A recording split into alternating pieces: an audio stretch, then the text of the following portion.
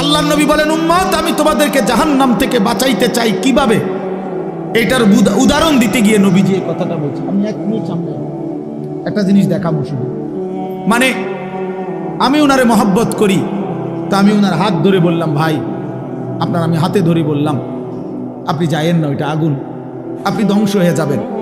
উনি ঝটকা দিয়ে আমার হাত ছাড়াই নিল, এটা সম্ভব।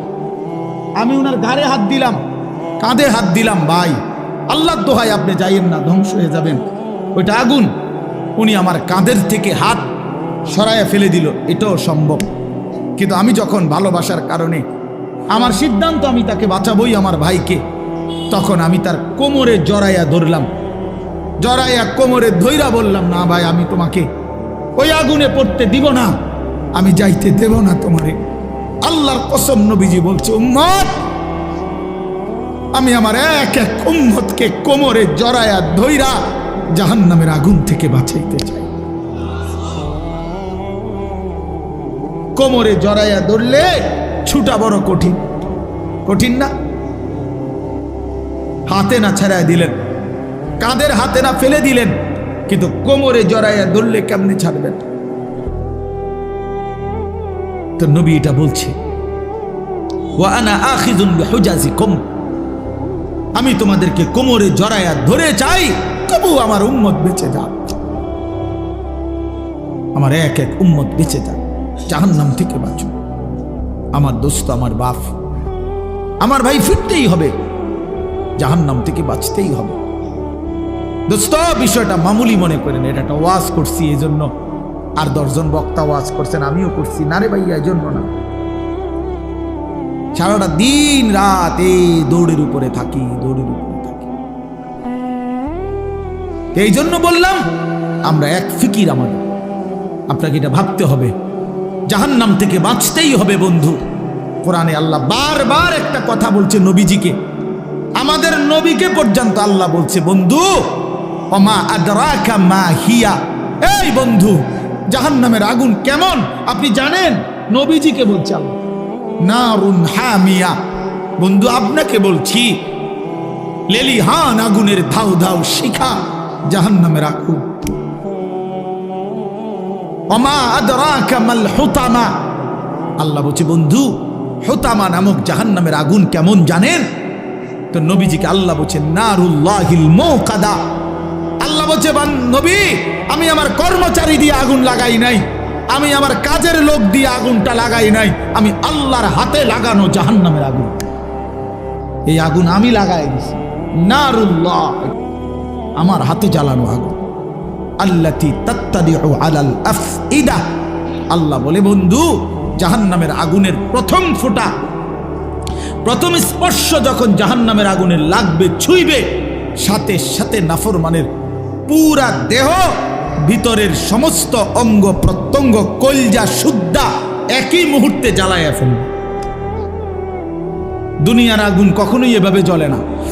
দুনিয়ার আগুন এক সাইডের থেকে জ্বলতে থাকে, চেষ্টা করে লাফালাফি করলে, দৌড়ঝাঁপ করলে, ইচ্ছা করলে হয়তো বাঁচানো যায়। এটুকু পুড়ে গেছে, বাকিটা বাইচা গেছে, এটুকু পুড়া গেছে, বাকিটা বাইচা গেছে, আঙ্গুলগুলো পুড়া গেছে, বাকিটা বাইচা গেছে, ঠিক না? দুনিয়ার আগুন এরকম ধীরে ধীরে পড়ে, ধীরে ধীরে ধীরে ধীরে। কিন্তু আল্লাহর কসম, আল্লাহ কোরআনে বলছে জাহান্নামের আগুন যখন প্রথম সেকেন্ড স্পর্শ করবে, কলজা সুদ্ধা ভেতর বাহির পুরাটা একসাথে প্রথম মুহূর্তেই জ্বালায় ফেলবে। লাভ দিবেন, দৌড়াবেন না, ইন্নাহা আলাইহিম মুসাদা ফি আমাদিম মুমাদ্দাদা, আল্লাহ বলেন আগে জাহান্নামের মোটা খুঁটিতে বান দেওয়া হবে, এরপরে আগুন জ্বালানো হবে। হ্যাঁ, এটা কোরআন শরীফের আয়াত। খুযুহু ফাগুল্লু, আল্লাহ বলে ফেরেশতাদেরকে জাহান্নামীকে ধরো এবং বাঁধো, সুম্মাল জাহিমা সাল্লু, এরপরে লাথি দিয়া জাহান্নামে ছুঁড়ে মারো। কোরআন শরীফের আয়াত। খামখেয়ালি করেন না ছেলেরা, খামখেয়ালি করেন না। হ্যাঁ, একটা মোবাইল, একটা নারী, একটা ছবি, একটা উলঙ্গ দৃশ্য, দোস্ত এটুকুতে এমন সুন্দর জীবন নষ্ট করে দিও না। একটা মোটর সাইকেল দিয়া জিন্দিগি শেষ করে দিও না। মোটর সাইকেল একটা পাইলে কুত্তার মতো এটা চালা, এমন জোরে ছাড়ে এটারে, মনে হয় যেন কুকুরে কামড় দিছে, এই জন্য এটা এত জোরে ছাড়ছে। আশ্চর্য, এটা কি ব্যারাম? এটার কোনো যুক্তি তো থাকতে হবে, বলেন, একটা যুক্তি তো থাকা চাই। তুমি এত জোরে ছাড়লা, তুমি তো একটু পরে কাবার্ডের সাথে লরির সাথে একটা ধাক্কা খাইয়া তোমার মাথা ফাইটা যাবে, তোমার পাওটা ভাঙিয়ে যাবে, এইটাও বোঝেন। আর যদি বলে যে এত জোরে চালাইছি মানুষে যাতে দেখে, তো মানুষে বা দেখবো কেমনে? দেখতে দেখতে তো তুমি নিমসা। মা কথা বোঝেন না। আমি মনে করেন মাত্র পজিশন নিলাম যে আমি সামু হেতের মোটর সাইকেলটা হেতে তো গেছে গা চান্দিরা, তা আমি কেমনে দৌড়াবো তোমার ভিসি ভিসিরা চাইতাম বললে তোমার এই কারবারটা? তো এটা সাহেকে একটা বিকৃত মস্তিষ্ক ছাড়া, অসুস্থ মানসিকতা ছাড়া আর কিচ্ছু নেই। হ্যাঁ হ্যাঁ, আওয়াজ, এটার আওয়াজ, এটা চ্যালেঞ্জার 5, এটা খুইলা, এটা একেবারে বিভৎস। মানে ইচ্ছা করে এত বড় শব্দটাকে যার পছন্দ হয়, আমার নিশ্চিত তার সিরা গেছে, তার মাথার তার অন্য কেউ সিরা লাইছে, এটা নিশ্চিত, কোনো সন্দেহ নেই, কোনো সন্দেহ, কোনো সন্দেহ, হ্যাঁ, কোনো সন্দেহ নেই। এর জন্য হের মাথার তার সিরা লাইছে দেখে সে মোটর সাইকেলের তার সিরা লাইছে। হ্যাঁ হ্যাঁ, দোনোটা মাতাল। নাউজুবিল্লাহ, নাউজুবিল্লাহ। আল্লাহ পাক আমাদেরকে বিবেক দান করেন, ইনসাফ দান করেন। এজন্য আল্লাহর কাছে চাইতে হয় তৌফিক। আল্লাহুম্মা আইন্নি আলা যিকরিকা ওয়া শুকরিকা ওয়া হুসনি ইবাদাতি। আপনার ছেলেটা নামাজ পড়ে না চাচা, কয়দিন চাইছেন এটা? আল্লাহর কাছে চাইছেন কয়দিন? চোখের পানি ফেলছেন কয়দিন? অঝরে কাঁদছেন কয়দিন? ছেলের বিদেশের লাইগা কতজন হুজুরে কইছেন? ফুলার নামাজের লাইগা কয়জন হুজুরে কইছেন?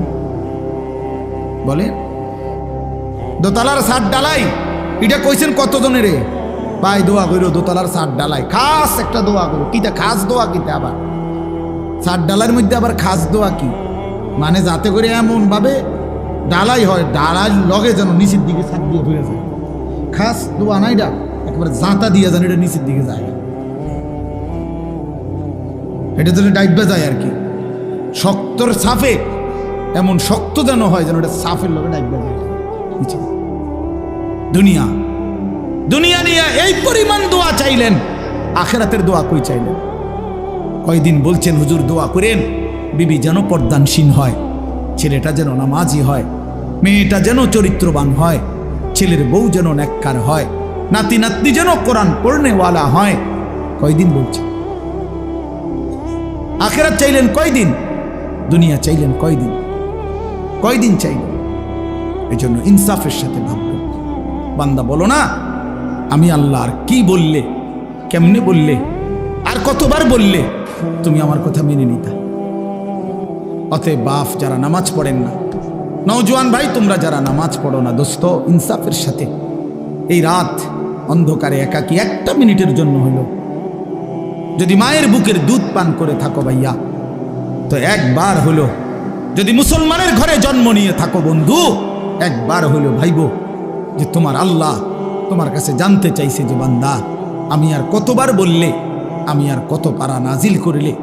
আমি 23 বছর বলে গেলাম, 23 বছর বলার পরও যেহেতু হয় নাই, তুমি বলে দাও বান্দা আমি আল্লাহ আর কতবার বললে, কত বছর বললে তুমি আমাকে মেনে নিতে, আমার কথাগুলো মেনে নিতে। কি বলবো? হ্যাঁ, কি জবাব দিবেন বলেন? জবাব দেন। বেনামাজি জবাব দেন, সুদখোর জবাব দেন, এই হারামখোর জবাব দেন, বলেন। আর কত বছর বললে, কতবার বললে সুদ ছেড়ে দিতেন, আর কতবার বললে মিথ্যা ছেড়ে দিতেন।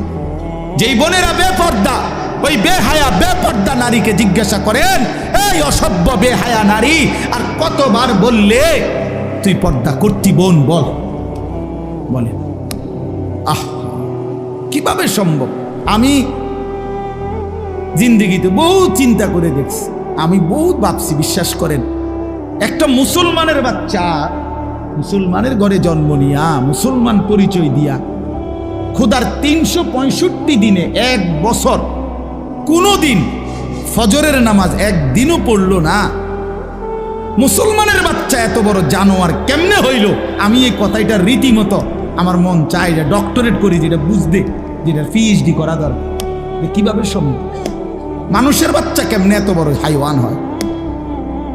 আরে কোন কি ও মিয়া, এটা কিটা আসল?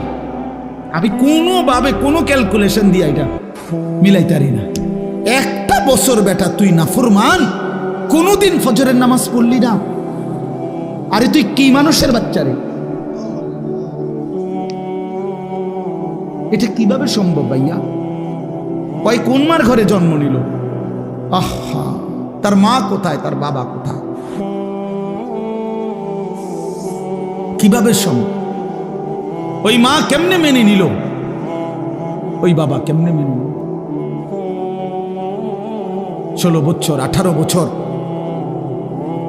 আপন ঘরে, মা বাবার ঘরে ঘুমায় সন্তান, কোনোদিন ফজরের নামাজ পড়ে না। মায়ের চোখেও এক ফোঁটা পানি নাই, বাবার চোখেও এক ফোঁটা পানি নাই। আহ, মা বাপ কেমনে মেনে নিল? সন্তান এবার কেমনে মেনে নিল? এভাবে কেমনে আল্লাহকে ভুলে গেল? ইয়া আইয়ুহাল ইনসান মা গাররাকা বিরাব্বিকাল কারীম। রব্বুল আলামিন বলে, বান্দা, হে মানুষ, আমার মতো দয়ালু মেহেরবান মনিব থেকে কে তোমাকে ধোঁকা দিল? কে দিল? এত বড় আসমান দিয়ে আমি আল্লাহ সাজাইলাম, এত বড় জমিন আমি আল্লাহ তোমার জন্য বিছিয়ে দিলাম, এত বড় কায়নাত আমি রব্বুল আলামিন বানাইলাম, বিনিময়ে আমি বুঝি একটা সেজদা পাইলাম না? কেমনে পারলা বান্দা? মা গাররাকা বিরাব্বিকাল কারীম। আল্লাহ বলে, বান্দা, কে তোমারে ধোঁকা দিল? বান্দা, এমন কোন বন্ধু পেলে, এমন কাকে পেয়ে গেলা বান্দা, যাকে পেয়ে তুমি আমার মতো মালিককে ছেড়ে দিলা? 7 আসমান দিয়ে 7 জমিন দিয়ে 24 ঘন্টা নিঃশ্বাস দিলাম, চোখ নাক কান দেহ অঙ্গ প্রত্যঙ্গ সচল রাখলাম। এত কিছুর বিনিময়ে আমি বুঝি তুমি বান্দার দিল মন পাইলাম না, তোমার বুঝি দিল গলাইতে পারলাম না। আহ, হায়, 1 মিনিট ভাই, কোনো এক বেনামাজি কেউ যদি এখানে থাকো ভাই, 1 মিনিট ভাই, আজকেই ভাই, ঘুমাইবার আগেই ভাই, নবীজি জিজ্ঞেস করবে, উম্মত, আমি 23 বছর উম্মত। হাসরের ময়দানে নবী বলবে, আমলনামা দেখাইয়া বলবে, প্রত্যেককে সুপারিশের জন্য নবীজির কাছে চাইতে হলে আমলনামা জমা দিতে হবে। ওমা, সুপারিশের কোনো কাগজপত্র নাই, কথা কোনা, কোনো নিয়ম কানুন নাই নাকি? হ্যাঁ, কোনো ফাইল জমা দিতে হবে না তো নবীজি তো দেখবে। নবীজির সামনে তো আপনাকে বলতে হবে, ইয়া রাসূলুল্লাহ, এই যে আনিসুর রহমান আশরাফি, এইটা আমার ফাইল, আপনি দেখেন, আমার জন্য একটু সুপারিশ করুন আল্লাহর কাছে। আল্লাহর নবী দেখবে 30 বছর সুদের ব্যবসা, 60 বছর বয়স, 60 বছর পর্যন্ত বিড়ি সিগারেট খাইয়া গেছে। 30 বছর 60 বছর বয়স, কোনোদিন গালি ছাড়া কথা বলে নাই। ছেলেটা বেনামাজি, মেয়েটা বেপর্দা, স্ত্রী বেপর্দা। মৃত্যু পর্যন্ত আমার উম্মতের ঘরে প্রতিদিন রঙিন টেলিভিশনে নাচ গান নর্তকীর ছবি চলছে। তার ছেলে মেয়ে নাতি নাতনি বসে নাচ গান নাটক সিনেমা দেখে গেছে। কোনোদিন গালি ছাড়া কথা বলে না, হালাল রোজগার বলতে কিছু নাই। ফজরের নামাজ 1000 পৃষ্ঠা উল্টাইও, ফজরের নামাজ বলতে কিছু নাই। আল্লাহর কসম, আমরা উর্দু কিতাবে পড়ছি, নবীজি চোখের পানি ফেলে দিবে, নবী কাঁদবে, আল্লাহর নবী কাঁদবে, বলবে, উম্মত, আমি সেই নবী যে 23 বছর তোদের জন্য কেঁদেছিলাম, আমি সেই নবী যে পেটে ক্ষুধার কষ্টে 2টা পাথর বাঁধছিলাম, আমি সেই নবী তায়েফের রক্তে যে সমস্ত শরীর রক্তাক্ত করেছিলাম, উহুদের দান শহীদ করা রক্ত নিয়ে ময়দানে পড়েছিলাম বেহুশ হয়ে, আমার এত রক্ত, আমার এত চোখের পানি, আমার এত ক্ষুধার কষ্টের বিনিময়ে উম্মত এই আমলনামা, তুমি আমার এত বড় বেইজ্জতি কেমনে করলে? আমি কেমনে আমার আল্লাহর সামনে এটা দেখাবো যে আয় মাওলা এটা শ্রেষ্ঠ নবীর শ্রেষ্ঠ উম্মতের আমল নামা? বলো, কোন বাপ যদি 8 বছর ছেলেটাকে ইউনিভার্সিটিতে পড়ায়, তো গরিব বাপ তার ছেলেটাকে মনে করেন ভিটা মাটি বসত সব বেচ্চা নিজে না খাইয়া ছেলেটার 1 লাখ লাখ টাকা পড়ালেখার খরচ দিছে। 8 বছর পরে 6 বছর পরে বাপ রেজাল্ট সার্টিফিকেট দেখতেছে যে ফেল। ওই ওই ওই বাপ কি পরিমাণ কাঁদবে? ওই বাপ কি পরিমাণ কাঁদবে? ওই বাপ বলবে না যে বাপ আমি তোরে মানুষ করার জন্য, তোর পড়ালেখার খরচ দেওয়ার জন্য ভিটাটা বেচা ফেলছি, মাটিটা বিক্রি করে ফেলছি, আমি জীবনে কোনো সুখের নাগাল পাই নাই। এই বছরও ভাই, এই গত হজ্জেও এক জিদ্দা থাকে এক প্রবাসী ভাই, আমি তো হজ উমরার সফরে গেলে প্রবাসীদের রুমে রুমে যাই, কইতে হুজুর আমি আজ 32 বছর সৌদি আরব জিদ্দায় পড়ে আছি। কেউ 18 বছর, কেউ 16 বছর।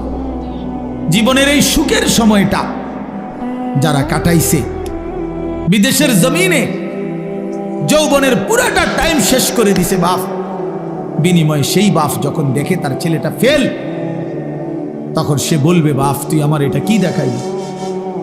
তুই আমার এতগুলো টাকা, তুই আমার এত বড় বেইজ্জতি কেমনে করলি বাপ? এটা বলবে না? তো নবী সাল্লাল্লাহু আলাইহি সাল্লামও বলবে, খোদার কসম নবীজিও বলবে, আল্লাহর কসম নবীও বলবে যে উম্মত তুমি আমার এত বড় বেইজ্জতি কেমনে করলে? এই জন্য দয়া করে আমি অনুরোধ করছি প্রত্যেকে মেহেরবানি করে একটু জমে কাছাকাছি হয়ে বসলে আপনি বরকত পাবেন। ফাঁকা জায়গা পূরণ করে বসে কথাটা গুরুত্ব দিয়ে শুনেন। আপনি যদি মনে করেন যে একজন আলেমের এই কথাটাই শুনলেন না, তো আপনি যে সামনে কি শুনবেন এটা তো বুঝাই যায়। কথা বুঝছেন না? তাইলে প্রথম কথাই যেহেতু পাত্তা দিলেন না, তো পরের কথা আর কি শুনবেন? তার তো বুঝাই যায়, ডগ দেখেই তো বোঝা যায় যে কি হবে সামনে। এই জন্য দয়া করে জমে বসলে ভালো। হাদিসের মধ্যে আছে আল্লাহ নবী সাল্লাল্লাহু আলাইহি ওয়াসাল্লাম বলছেন, মান রাআ ফুরজাতান ফাজালাসা ফিহা ফাকাদ আওয়া ইলাল্লাহ। নবী সাল্লাল্লাহু আলাইহি ওয়াসাল্লাম বলেন, একেবারে বুখারীর হাদিস, বুখারী শরীফের প্রথম খণ্ডের হাদিস। নবী সাল্লাল্লাহু আলাইহি ওয়াসাল্লাম বলেন, যে ব্যক্তি কোনো দ্বীনি মজলিসে ফাঁকা জায়গা দেখলো অতঃপর নিজে পূর্ণ করে বসলো, তো সে আল্লাহ তাআলার আশ্রয় ঠিকানায় পৌঁছে গেল। আচ্ছা বলেন তো কেমন ফজিলত এটা? মানে আল্লাহ তাকে নিজের করে নিলেন, নিজের করে নিলেন। এই জন্য ফাঁকা জায়গা দ্বীনি মাজমায় পূরণ করে বসা অনেক নেকি, অনেক নেকি। হাদিসের মধ্যে আছে নবী সাল্লাল্লাহু আলাইহি ওয়াসাল্লাম বলছেন, লাউ তা'লামুনা মা ফিন নিদা ওয়াস সাফফিল আউয়াল সুম্মা লাম ইয়াজিদু ইল্লা আন ইস্তাহামু আলাইহি লাস্তাহামু। নবীজি বলেন, আমার উম্মত মসজিদে আজান দেওয়া এবং মসজিদে প্রথম কাতারে বসা, এই 2 আমলের মধ্যে কি পরিমাণ নেকি যদি তোমরা বুঝতা, তাইলে লটারি দিয়ে হলেও নিজেদের মধ্যে এই 2টি আমলে যত্নবান হইত। অর্থাৎ আজানের টাইম হয়েছে, তো 10 জন দাঁড়ায় গেছে, দাঁড়ায় আছে মাইকের সামনে, আমি আজান দেব, আমি আজান দেব ফি সাবিলিল্লাহ। তখন লটারি দিয়ে ঠিক করতে হইতো যে কে দিবে এখনকার আজান।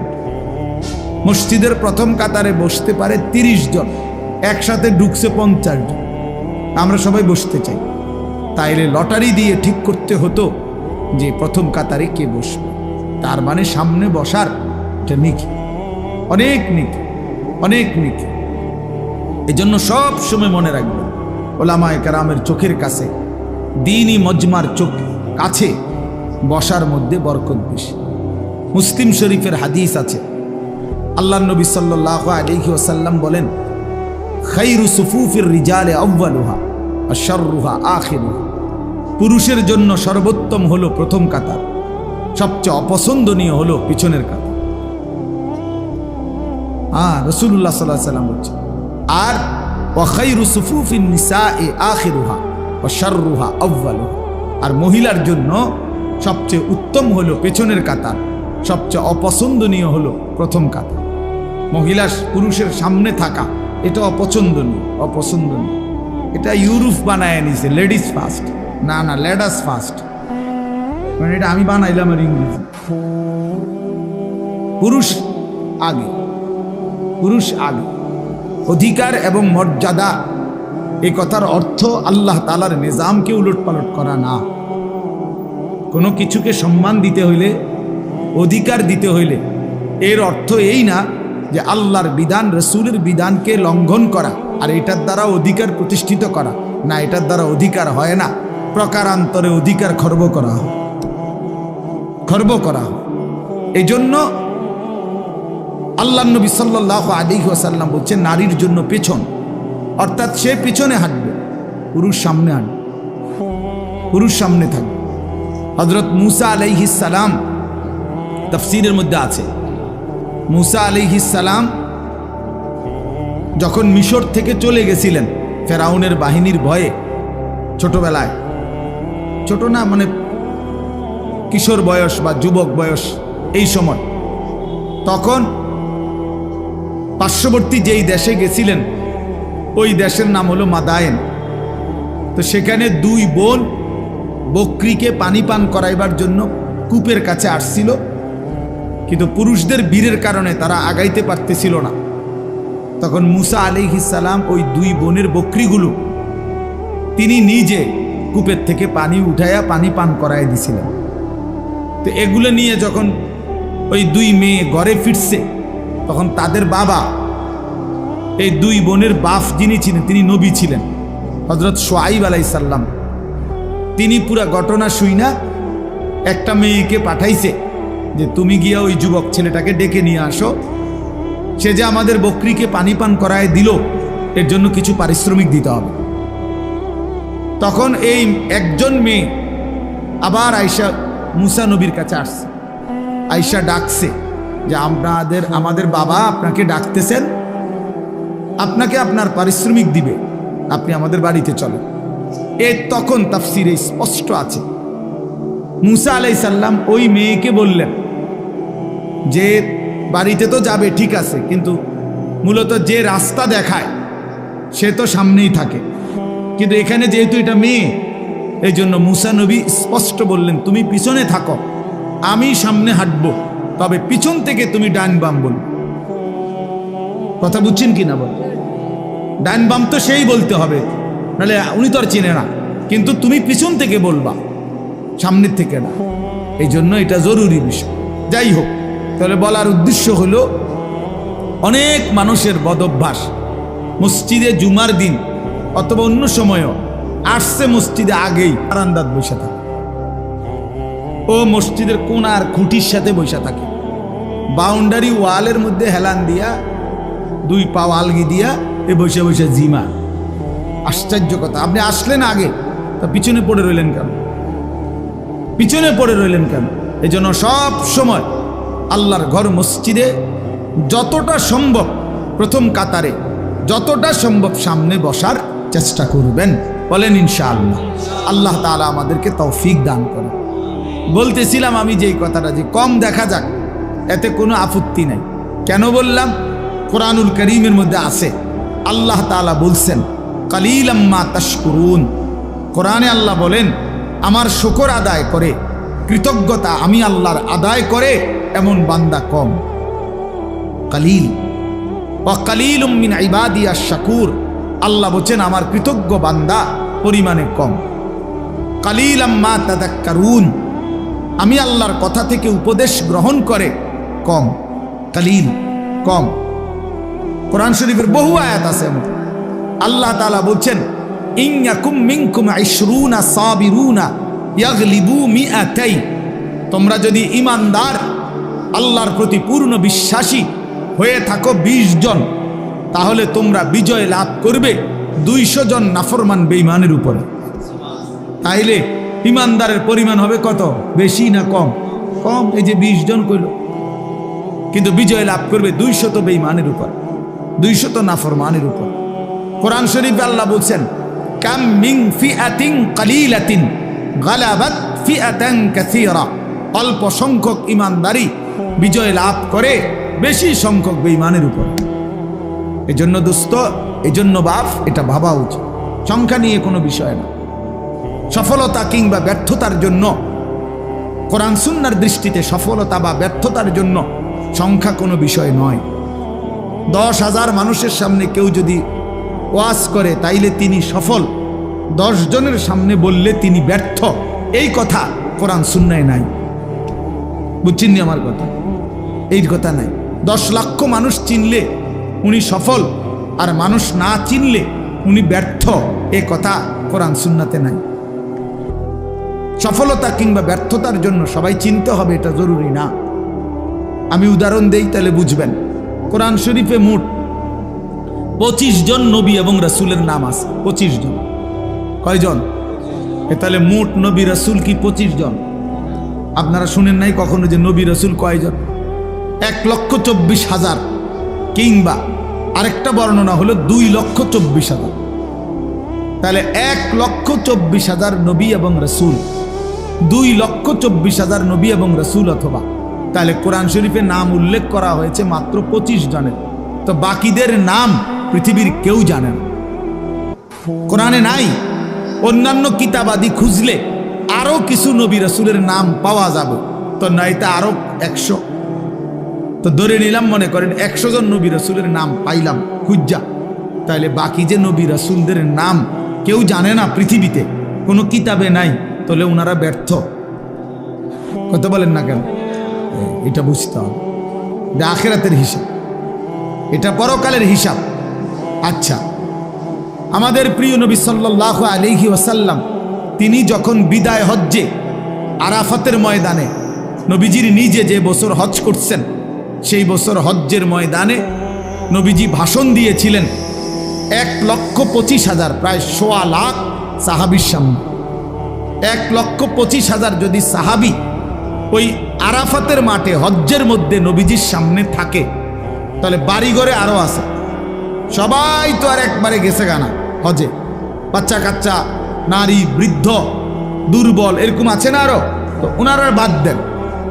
এই 1,25,000ই ধরেন। এই 1,25,000 সাহাবীর মধ্যে সারা পৃথিবীর সমস্ত কিতাব একত্র করলেও 5,000 সাহাবীর নাম খুঁজে পাওয়া যাবে না, 2,000 সাহাবীর নাম খুঁজে পাওয়া যাবে না। অল্প কিছু সাহাবীর নাম পৃথিবীতে আছে, মানে কিতাবে আছে, উল্লেখ আছে। তাইলে আপনি ধরেন একেবারে 5,000-এর নাম পাওয়া গেল, ধরে নিলাম কথার কথা, তাহলে 5,000 সাহাবীর নামও যদি খুঁজে পাওয়া যায়, তাহলে তো শুধু হজ্জের ময়দানের ওই 1,20,000 সাহাবীর নাম পৃথিবীর কেউ জানে না, তো ওনারা ব্যর্থ। এইটা আমরা মনে রাখতে হবে, এটা খুব জরুরি বিষয়। এক তো আখিরাতের মুআমালা, আরেক তো হলো দুনিয়ার, আপনাদের দুনিয়ার হিসাব। দুনিয়ার হিসাবে জনপ্রিয়তা, খ্যাতি, এটা একটা বিষয় অনেকে ভাবতে পারে, কিন্তু আখিরাতের দৃষ্টিতে জনপ্রিয়তা অথবা অপরিচিতি এটা কোনো বিষয় না। বিষয় হলো আল্লাহ তাআলা গ্রহণ করলেন কিনা, গ্রহণ করলেন কিনা। আমারে 10 লক্ষ মানুষ চিনে, কিন্তু আল্লাহ তাআলা গ্রহণ করে নাই, তো 2 পয়সার কোনো মূল্য নেই, 2 পয়সার মূল্য নেই। হ্যাঁ, আমারে 50 লক্ষ মানুষ চিনে, তো এতে করে আমার কবরের আযাব মাফ। 1 কোটি মানুষ চিনে, আমারে কবরের আযাব মাফ আমার? না বন্ধু, না বাপ, এটা বুঝতে হবে। আখিরাতের বিবেচনা, আখিরাতের মুআমালা, পরকালের হিসাবে সফলতা কিংবা ব্যর্থতা হচ্ছে আল্লাহ তাআলার গোলামির মধ্যে, আল্লাহর বন্দিগির মধ্যে। এজন্য কোরআন শরীফে স্পষ্ট আয়াত আছে। আপনারা দেখবেন অনেক মানুষ জানাজা যখন হয়, আমাদের এই যে ভাইরা যারা রাজনীতি করে, ওনারা সবাই জানাজার মাঠে উপস্থিত থাকে, বক্তব্যও দেয়, এবং অনেক মানুষও, সমাজের মান্যগণ্য ব্যক্তিরাও লাশের সামনে 1 মিনিট 2 মিনিট বক্তৃতা দেয়। কিন্তু অধিকাংশই বক্তৃতা দিতে গিয়ে একটা লাইনে শুধু বলে যে কুল্লু নাফসিন যায়িকাতুল মাউত, আমাদের সকলকেই মৃত্যুবরণ করতে হবে। কিন্তু মজার বিষয় হইল কোরআন শরীফের যত জায়গায় এই কথাটা আছে, এতটুকু বলে কোনো জায়গায় আল্লাহ কথা শেষ করে নাই। বুঝেন নাই আমার কথাটা? সকলকেই মৃত্যুর স্বাদ গ্রহণ করতে হবে, এরপরে কথা শেষ, একটা দাড়ি, এমন না। প্রত্যেক আয়াতে এই কথার সাথে আরো কথা আছে। সেই কথাটা কি? সেই কথাটা কি? আল্লাহ তাআলা কোরআনুল কারীমে স্পষ্ট বলছেন, কুল্লু নাফসিন যায়িকাতুল মাউত, প্রতিটি প্রাণ, প্রতিটি আত্মাকেই মৃত্যুর স্বাদ গ্রহণ করতে হবে। তবে এই আল্লাহ আয়াত শেষ করে নাই, এরপরের কথাগুলো শুনেন। আল্লাহ বলেন, ওয়া ইন্নামা তুওয়াফাউনা উজুরাকুম ইয়াউমাল কিয়ামা, এবং অবশ্যই তোমাদেরকে তোমাদের সারা জিন্দেগীর কৃতকর্মের ফলাফল আখিরাতে কিয়ামতের দিন দেয়া হবে। এরপরে আল্লাহ বলেন, ফামান যুহজিহা আনিন নার ওয়া উদখিলাল জান্নাতা ফাকাদ ফাজা। বাপ মনোযোগ দিয়া শুনেন, অল্পই শুনেন, দিল দিয়া শুনেন, একজনই শুনেন, আমার কোনো অসুবিধা নেই। আমি তো আর প্রার্থী না, কাজের সমস্যা নাই, আমার কোনো এত সমর্থনের কি আছে যে আমি সবাই আমার ভোটার হাইতেই, এমন কিচ্ছু না। তো কাজে একজনই শোনেন। তাই এই জন্য বললাম যে আল্লাহ তাআলা বলেন, ফামান যুহজিহা আনিন নার ওয়া উদখিলাল জান্নাতা। আল্লাহ বলেন আখিরাতের ময়দানে, হিসাবের মাঠে যাকে জাহান্নাম থেকে মুক্তি দেয়া হবে এবং জান্নাতে প্রবেশ করানো হবে, খুদার কসম আল্লাহ বলেন, ফাকাদ ফাজা, সেই কেবল সফল হলো, সেই কেবল কৃতকার্য হলো, সেই কেবল কামিয়াব হলো। এরপরও শেষ হয়েছে না কথা, আরটু রয়েছে। এরপরে আল্লাহ বলেন, অতএব তোমরা যদি জানতে চাও বান্দা, তাহলে দুনিয়ার সফলতা ব্যর্থতা এটা। আল্লাহ বলেন, ওয়ামাল হায়াতুদ দুনিয়া ইল্লা মাতাউল গুরুর। এই বান্দা মনে রেখো, দুনিয়ার জীবন শুধুই ধোঁকা, ধোঁকা, ধোঁকা, ধোঁকা, ধোঁকা, এটা ধোঁকা। দুনিয়া ধোঁকা। আল্লাহ বানানেওয়ালা যিনি, তিনি বলছেন এটা ধোঁকা। যিনি সৃষ্টিকর্তা তিনি বলছেন, কোম্পানি বলছে এটা 2 নম্বর। আপনি কীর্তেন কোন গাছ জোরে, এটা 1 নম্বর। কোম্পানি প্রোডাক্ট করে, যে উৎপাদন করছে যিনি, উনি বলছে এটা খেলনা, আপনি কীর্তেন কোন এটা আসল। যিনি বানাইছেন তিনি আল্লাহ, তিনি বলছেন, ওয়ামা হাদিহিল হায়াতুদ দুনিয়া ইল্লা লাহবুন ওয়া লাইব। বান্দা, দুনিয়া আমি বানাইছি, আমি জানি আমি কি বানাইছি। আল্লাহ বলে দুনিয়ার জীবন শুধুই তামাশা, শুধুই খেলাধুলা। লাহবুন লাইবুন, খেলাধুলা, তামাশা, মালাঠোলা। মালাঠোলা ছোটবেলায় আমরাও মালাঠোলা খেলছি, ছোটবেলায় আমরাও মালাঠোলা খেলছি। ছোট ছোট বাক্সে আপনার রান্না বান্না করছি, আর ছোট ছোটরা একসাথে অনেক রান্না বান্না মালাঠোলা দিয়ে করছি। সন্ধ্যা হলে মা ডাক দিছে তো নিজের হাতে সব ভাঙ্গা চুরা আবার মায়ের ডাকে মায়ের কোলে ফিরে গেছে। এই না দুনিয়া? এই দুনিয়া আল্লাহ বলছে এরকম মালাঠোলা। অতএব বাপ, এই কথাটা আমরা মনে রাখতে হবে, সফলতা কিংবা ব্যর্থতা ফায়সালা হবে হাসরের ময়দানে। ऐसे रहे या वैसे रहे वहां देखना फिर कैसे रहे। এভাবে থাকেন আর ওইভাবে থাকেন, দুনিয়া একভাবে পার হয়েই যাবে। কিন্তু দেখার বিষয় হলো ওয়াহাঁ দেখনা ফের कैसे रहे, সেখানে কেমন থাকবেন ওটা হলো দেখার বিষয়। এখানে হাসলেও মরে যাবেন, এখানে কাঁদলেও মরে যাবেন। আমার ভাই, এই যারা মোবাইল হাতে ধরে রাখছেন, আপনি কিচ্ছু বুঝতেন না, এই মোবাইল এটা লই এই জীবন শেষ হল। এই জিন্দিগি এই মোবাইলের উপরেই শেষ। এই অসভ্যতাই জীবন শেষ, কিচ্ছু বোঝে না। ওই যে ভাই নিজে নিজে হাসে, এইটাই জিন্দিগি, এটা এক খামখেয়ালির জিন্দিগি। মনে রেখে, এই মোবাইলের আসক্ত জীবন কোনোদিনও সুখকর হয় না, সুখকর হয় না। এই মানুষটার জীবনের কোনো এক পর্যায়ে কোনো সেন্স কাজ করে না। সে 24 ঘন্টা জিন্দিগির সমস্ত আশা আকাঙ্ক্ষা, আবেগ, অনুভূতি, ইচ্ছা, অভিপ্রায় সব মোবাইলের মধ্যেই খুঁজে। হাসেও মোবাইলে, কান্দেও মোবাইলে, জীবনের সব কিছুর সফলতা খোঁজে মোবাইলে। অনেক মানুষ আমার ছবিটা দেখছে, অতএব আমি সফল। এটা ঠিক মতো সবাই দেখে নাই, অতএব আমি ব্যর্থ। আমি ব্যর্থ। সবাই আমারে চিনছে মোবাইলের মাধ্যমে, অতএব আমি সফল। এবার যেমনিও একটা লারা দিতে লইছে, একটা মানুষ চিনলেই যেমনি পাঞ্জাবি ফিন্দা হোক খুললা হোক, বুঝেন না কথা? একটা ডাইরেক্ট রাস্তার মাঝখান দিয়ে আটটা হোক, অসুবিধা কি? চিনছে তো না রে ভাইয়া, রাগ হয়ে না। এই কোনোভাবে মনোযোগ হয় না। এই জিন্দিগি সুন্দর হয় না বাপ, এই জীবন সুন্দর হয় না। এমনি এমনি চলে যায়। দিন নাই, রাত নাই, সকাল নাই, দুপুর নাই, সন্ধ্যা নাই। এটা কেমন জিন্দিগি ভাই? এই কেমন জীবন? 24 ঘন্টা মোবাইল, 24 ঘন্টাই মোবাইল। এই কেমন জিন্দিগি? এই পৃথিবীতে আর কোনো কাজ নাই? এই পৃথিবী গড়ারও কোনো প্রয়োজন নাই, আখিরাত গড়ারও প্রয়োজন। আমরা কিতাব পড়ছি, আমার কাছে আরবি কিতাব আছে, কিমাতুজ জামান ইনদাল উলামা। এই কিতাবের মধ্যে আছে মানে ওলামায়ে কেরামের নিকট সময়ের মূল্য। তো এই কিতাবে আমরা পড়ছি, এক বুজুর্গকে এক সাধারণ মানুষ আইসা বলছে, হযরত আপনার সাথে আমি একটু কথা বলবো। তিনি বললেন, কোনো প্রয়োজনীয় মাসআলা? বললেন, না, এমনি একটু কথা বলতাম। তখন উনি বললেন যে, তাহলে তুমি সূর্যের গতিকে কিছুক্ষণের জন্য থামায় রাখো, যতক্ষণ তুমি কথা বলতে চাচ্ছ। যদি তুমি সূর্যের গতি থামাইতে পারো তাইলে আমি রাজি আছি, আর যদি না পারো তাহলে তুমি আমার হায়াতের এই আধা ঘন্টা কেন নষ্ট করো? এই সময় তো আমার, এই 20 মিনিট তো তোমার গেলে আমারও যাবে, 30 মিনিট তো তোমার গেলে আমারও যাবে। তুমি কেন নষ্ট করবে আমার এই হায়াত? বলেন, এইভাবে ভাবতেন ওনারা, এইভাবে ভাবছেন। প্রতি সেকেন্ড আমার থেকেই যায়। ইরতাহালাতিদ দুনিয়া মুদবেরা ওয়ারতাহালাতিল আখিরাতু মুকবিলা।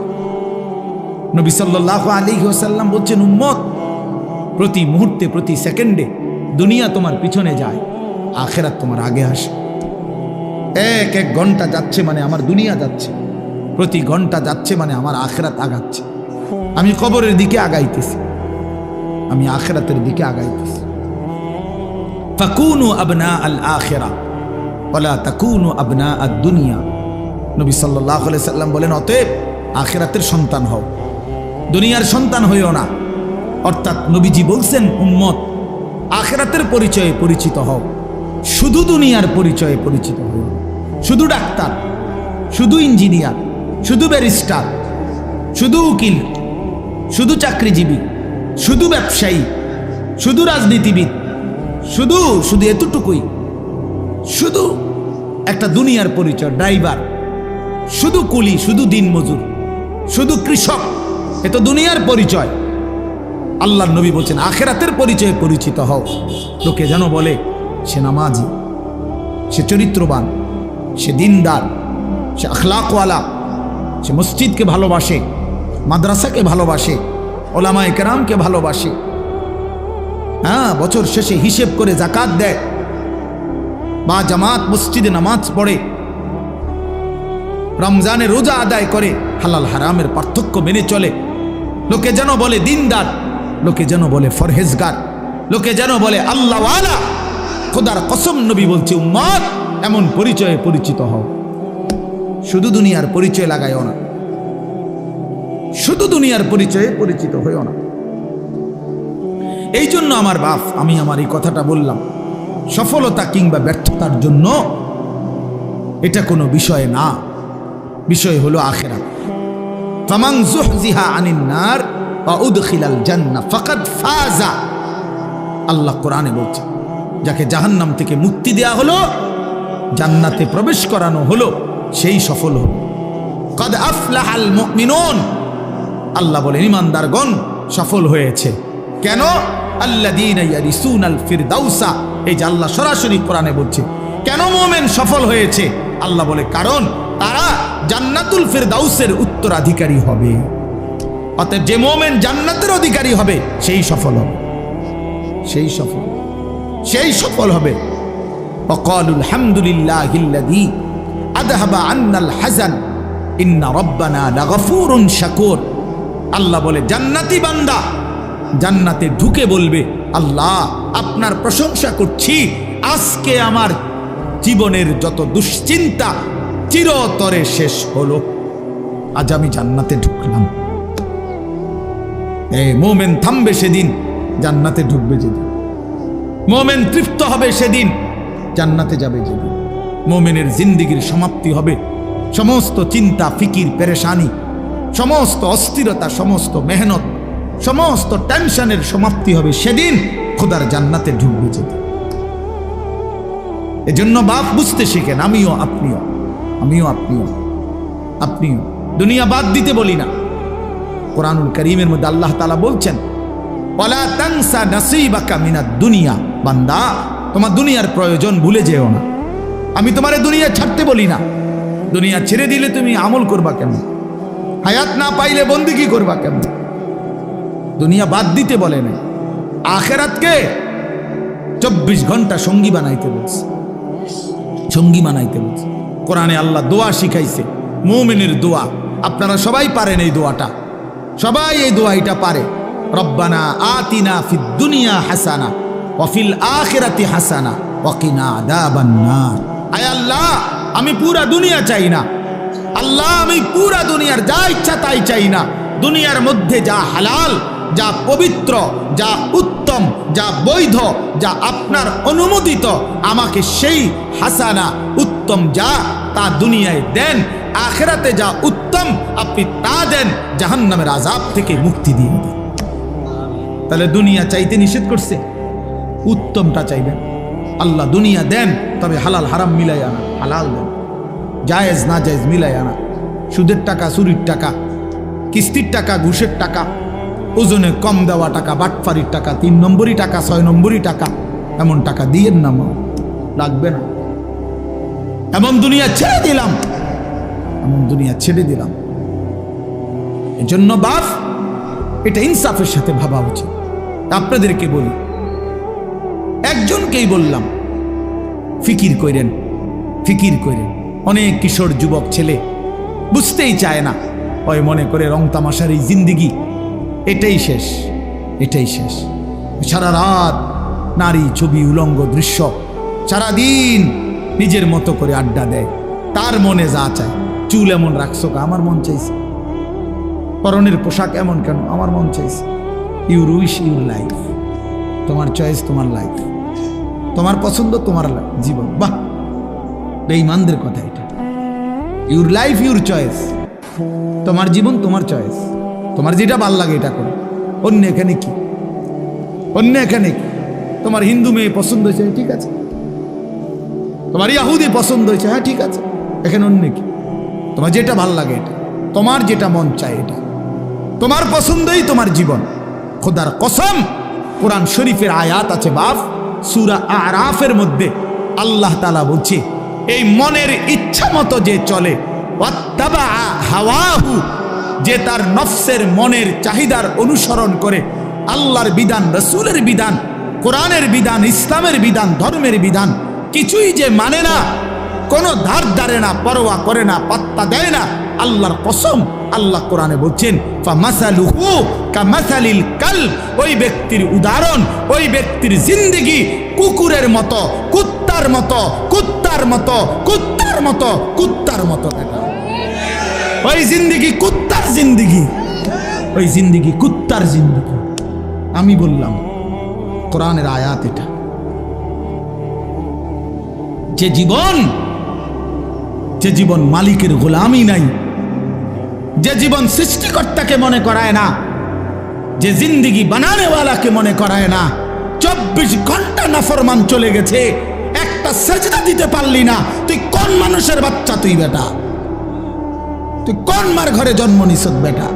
তুই কোন মানুষের বাচ্চা বেটা? তুই কোন মুসলমানের বাচ্চা? তুই কে বললো তোরে মুসলমান বেটা? তুই জানোয়ার না তো জানোয়ার কে বেটা? একটা সেজদা দিবে না, মানুষের বাচ্চা এমন হবে? 24 ঘন্টায় একবারও মনিবের কথা মনে পড়বে না? ওমা কয় কি, আরে বলে কি, কিভাবে সম্ভব এটা? কিভাবে সম্ভব? মানুষের বাচ্চা এমনি হয় কেমনে? মুসলমানের ঘরে জন্ম নিয়ে কিভাবে সম্ভব বলেন? হ্যাঁ, সাফ কথার জবাব দেন। রাগ করবেন কার লগে? কোরআন শরীফ এটা তো কোরআনের আয়াত বলছি। আপনি তর্জমা ভুল করলে পরে আইসেন, অসুবিধা, আমরা তো আসি এনে, বুঝেন নাই? ফামাসালুহু কামাসালিল কালব, সরাসরি কোরআন শরীফ আল্লাহ বলছেন তার উদাহরণ কুত্তার মতো। কালবুন অর্থ কুকুর, অন্য কোনো অর্থ নাই, বিকল্প কোনো অর্থ নাই। ইন তাহমিল আলাইহি ইয়ালহাস আও তাতরুকহু ইয়ালহাস। আহা, আল্লাহ বলছে কুত্তার স্বভাব, সে দৌড়ানি দিল জিব্বা লম্বা করে হাঁফায়, এমন হাঁফায়। আবার ছেড়ে দিলেও মানে খাড় করাত রাখলো, দাঁড়ানো থাকলেও জিব্বা লম্বা করে হাঁফায়। দেখি, এটা কুকুরের স্বভাব। দাঁড়াইয়াও জিব্বা লম্বা করে জোরে জোরে নিঃশ্বাস ফেলে, এমন করে। আবার দৌড়তে দৌড়তে এরম করে। অর্থ কি? অর্থ হলো তাফসিরে লিখছে, সে পাইলেও অতৃপ্ত, না পাইলেও অতৃপ্ত। এই জন্য নাফরমান হারামখোর, পাইলেও অতৃপ্ত, না পাইলেও অতৃপ্ত। বেচা কিনা চলতেছে, মাল বেচে, নতুন মাল ট্রাকের থেকে নামায়, আপনি জিঙ্গাইবেন কি অবস্থা বেচা কিনা? কি নাই, আগের ব্যবসা নাই, আগের ব্যবসা ঢাকায় মাল বেচতেছ, মাল ইডি শেষ হয়ে গেছে, নতুন মাল নামাইতে আছে ট্রাকের থেকে। কিরে, কোন ব্যবসা নাই? বুঝেন নাই আমার কথা? হ্যাঁ, না না নাই, ও ব্যবসার মজা নাই, ও আগের ব্যবসা নাই। আর কোনটা নাই? আগের ব্যবসা কোন বছরেরটা? কি গত 300 বছর আগের ব্যবসা নাই? তো তুমি এই সময় জন্ম নিলা কেন? তুমি ওই সময় আইতা, যে সময় ব্যবসা আসিল সেই সময় আইলা না কা? ব্যবসা আসিল নূহ আলাইহিস সালামের জমানায়, ঠিক না? তো ওই সময় জন্ম নিতা, এই সময় আইসা করতে। এটা বুঝি কথা হইল? মানে এটা হইল কুকুরের স্বভাব।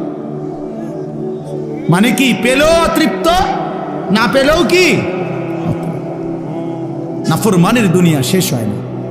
আমার কথা সাফ কথা, এটা মনে রাখতে হবে। এই জন্য দোস্ত বাপ, আমরা ফিকির করা চাই।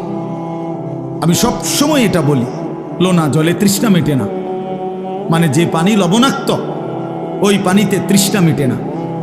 ঠিক হারামের মধ্যে, গুনাহের মধ্যে তৃপ্তি আসে না, তৃপ্তি আসে না।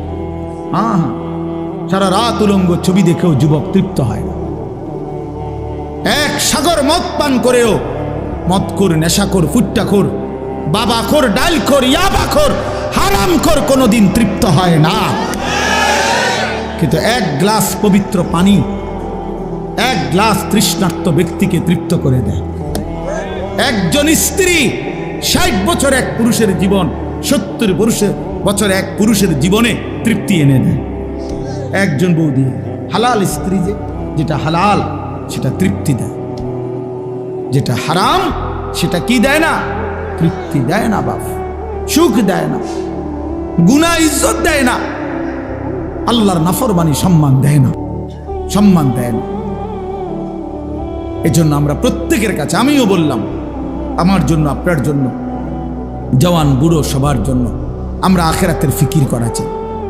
আমাদের জিন্দিগি আখেরাত। আমরা মুসলমান, আমরা মুমিন, আমাদেরকে আল্লাহ বানাইছেন আখেরাতের জন্য। এজন্য পুরা কোরআনুল কারীমে আল্লাহ তাআলা আমাদেরকে বারবার ডেকে ডেকে আমাদেরকে আখেরাতের সন্ধান দিছেন, ইবাদতের সন্ধান দিছেন। বলছেন, বান্দা এটা করো, এটা ছাড়ো, এটা করো, এটা ছাড়ো, এটা করো, এটা ছাড়ো, বিনিময়ে আমি তোমারে মুত্তাকি বানাবো, আমি তোমারে জান্নাতি বানাবো, আমি তোমার আখেরাত সাজায় দেব, আমি তোমার পরকালে তোমারে সম্মানের জিন্দেগি দান করব। এই একটা আয়াত আমি পড়ছি। এবার এই আয়াতের অল্প একটু কথা শোনেন, তাইলে আমার কথা শেষ। মাহে রমজানকে সামনে রেখে মূলত এই আয়াতটা পড়ছি।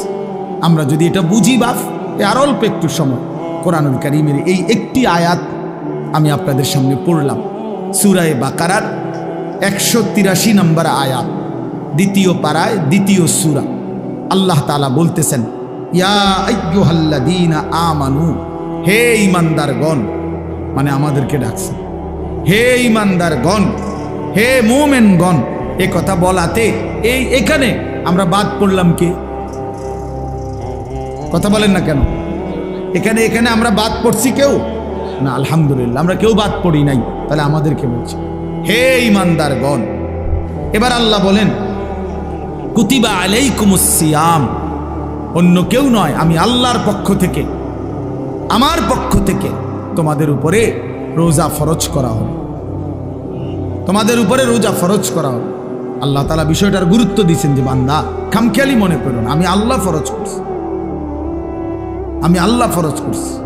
কথা বুঝ? ওই ওই দেখেন ওই মাসুম দেখো তোমার পিছনে ওই পিচ্ছি পাঞ্জাবিওয়ালায় নিচি দিয়া মোবাইলে ছবি মাটির তলে উঠাও, তুমি তো শুধু চাই প্লাস্টিক কোথাকার একটা ফালতু। মানে কিছু মানুষের আরো 2-3 জনে দেখছি এইটা ছাড়ে না, মোবাইল ছাড়তেই পারে, কি আশ্চর্য। মানে এটা এক ধরনের মানুষের স্বভাব, কিছু মানুষ। হ্যাঁ হ্যাঁ, না না রোগ না, মানে এটা এক ধরনের মানসিকতা হলো যে হুজুর মূল কথা হলো আমি আসলে কারো কথাই শুনি না, আপনি হঠাৎ আপনার কথা শুই না আমার সিরিয়াল নষ্ট করতে আমি চাই না। আমার জিন্দিগির একটা সৌন্দর্য আছে, আমি কারো কথা মানি না, কারো কথা শুনি না। কাজেই আপনি তারও কত বালা হুজুর কইছে আমি ছাড়ছি না, আর আপনি দেড় হুজুর আইছেন মিয়া বৃন্দাসরতে, আপনি আমার ঠিক করে লাগবেন তোর মিয়া। এই গাদ্দার মানসিকতায়, গাদ্দার সিদ্ধান্তই নিয়েছেন। আমার বাপ, আমি একটা মিনিট বুঝাই, না না খাওয়ার জন্য একটা জিনিস বুঝাইতে চাচ্ছি। হাদিসের মধ্যে আছে আল্লাহর নবী সাল্লাল্লাহু আলাইহি সাল্লাম বলছেন কিছু মানুষের দিল কালকুজে মিরবাদান, এই শব্দটা নবীজি বলছেন কিছু মানুষের অন্তর হয় এরকম, এই যে এইটা যেরকম উল্টায় রাখলাম এখন এরকম, মানে গ্লাস উল্টানো, গ্লাস উল্টানো, জগ উল্টানো, বালতি উল্টানো, মগ। এই শব্দের অর্থ হইল এইটা যদি এখন এমনি রাখে, মানে কোনো একটা গ্লাসে, তাহলে এইটার উপরে যদি আটলান্টিক মহাসাগরের পানিও ফালায় পূর্বে, এটা কেন? এই নবীজি কালকুজে মিরবাদান, কিছু মানুষের দিল থাকে এমন উল্টানো যে এইটারতে পৃথিবীর সমস্ত আল্লাহর কথা, ওলামায়ে কেরামের সব কথা কিছুই তার কলিজায় আর ঢোকে না, কারণ এটা তো কি হয়ে গেছে, এবার তো আটলান্টিক সাগরের পানি তো আর লা ইয়ারিফু মারুফান ওয়ালা ইউনকিরু মুনকারান। নবীজি বলেন এই উল্টানো দিলে আর কোনো নেক কাজ তার কাছে বুঝে আসে না, কোনো গুনাহের কাজ আর ছোটে না। রাগ হইয়েন না ভাইয়া, আমি অনুরোধ করলাম বুঝতে শিখেন। শুধু আমি উপরের দিকে তাকাই আমার মতো বলে গেলাম, আমি এটার মানুষ না। ব্যক্তিগতভাবে আমার কথা হইল আমার শ্রোতা আমার আমানত, আমার সময় আমার আমানত। অতএব আমি এর জন্য সবার দিকে নজর রাখি, আল্লাহর কথার প্রতি মনোযোগী হইতে হবে। আল্লাহর নবী সাল্লাল্লাহু আলাইহি ওয়াসাল্লাম, আপনি জিজ্ঞাসা করেন হুজুরদেরকে, নবীজি 5 ওয়াক্ত নামাজের পরে আজীবন নবীজি একটা দোয়া, যে দোয়াগুলো নবীজি করতেন এর মধ্যে একটা দোয়া এইটা যে ইয়া মুকাল্লিবাল কুলুব সাব্বিত কলবি আলা দীনিক, হে অন্তর সমূহের পরিবর্তনকারী আল্লাহ, আপনি আমার অন্তর, আমার দিল আপনার দ্বীনের উপরে মজবুত রাখেন। আল্লাহ, সুখে থাকি দুঃখে থাকি, আনন্দে থাকি বেদনায় থাকি, রাতে কিংবা দিনে, আলোতে কিংবা অন্ধকারে, একাকিতে কিংবা প্রকাশ্যে, হ্যাঁ ঘরে কিংবা মাঠে, নিচে কিংবা উপরে, সর্বাবস্থায় যেন আপনার গোলামি করি, আপনার সেজদা করি, আপনাকে যেন না ভুলি। আল্লাহ এমন একটা মজবুত দিল আপনি আমারে দান করেন।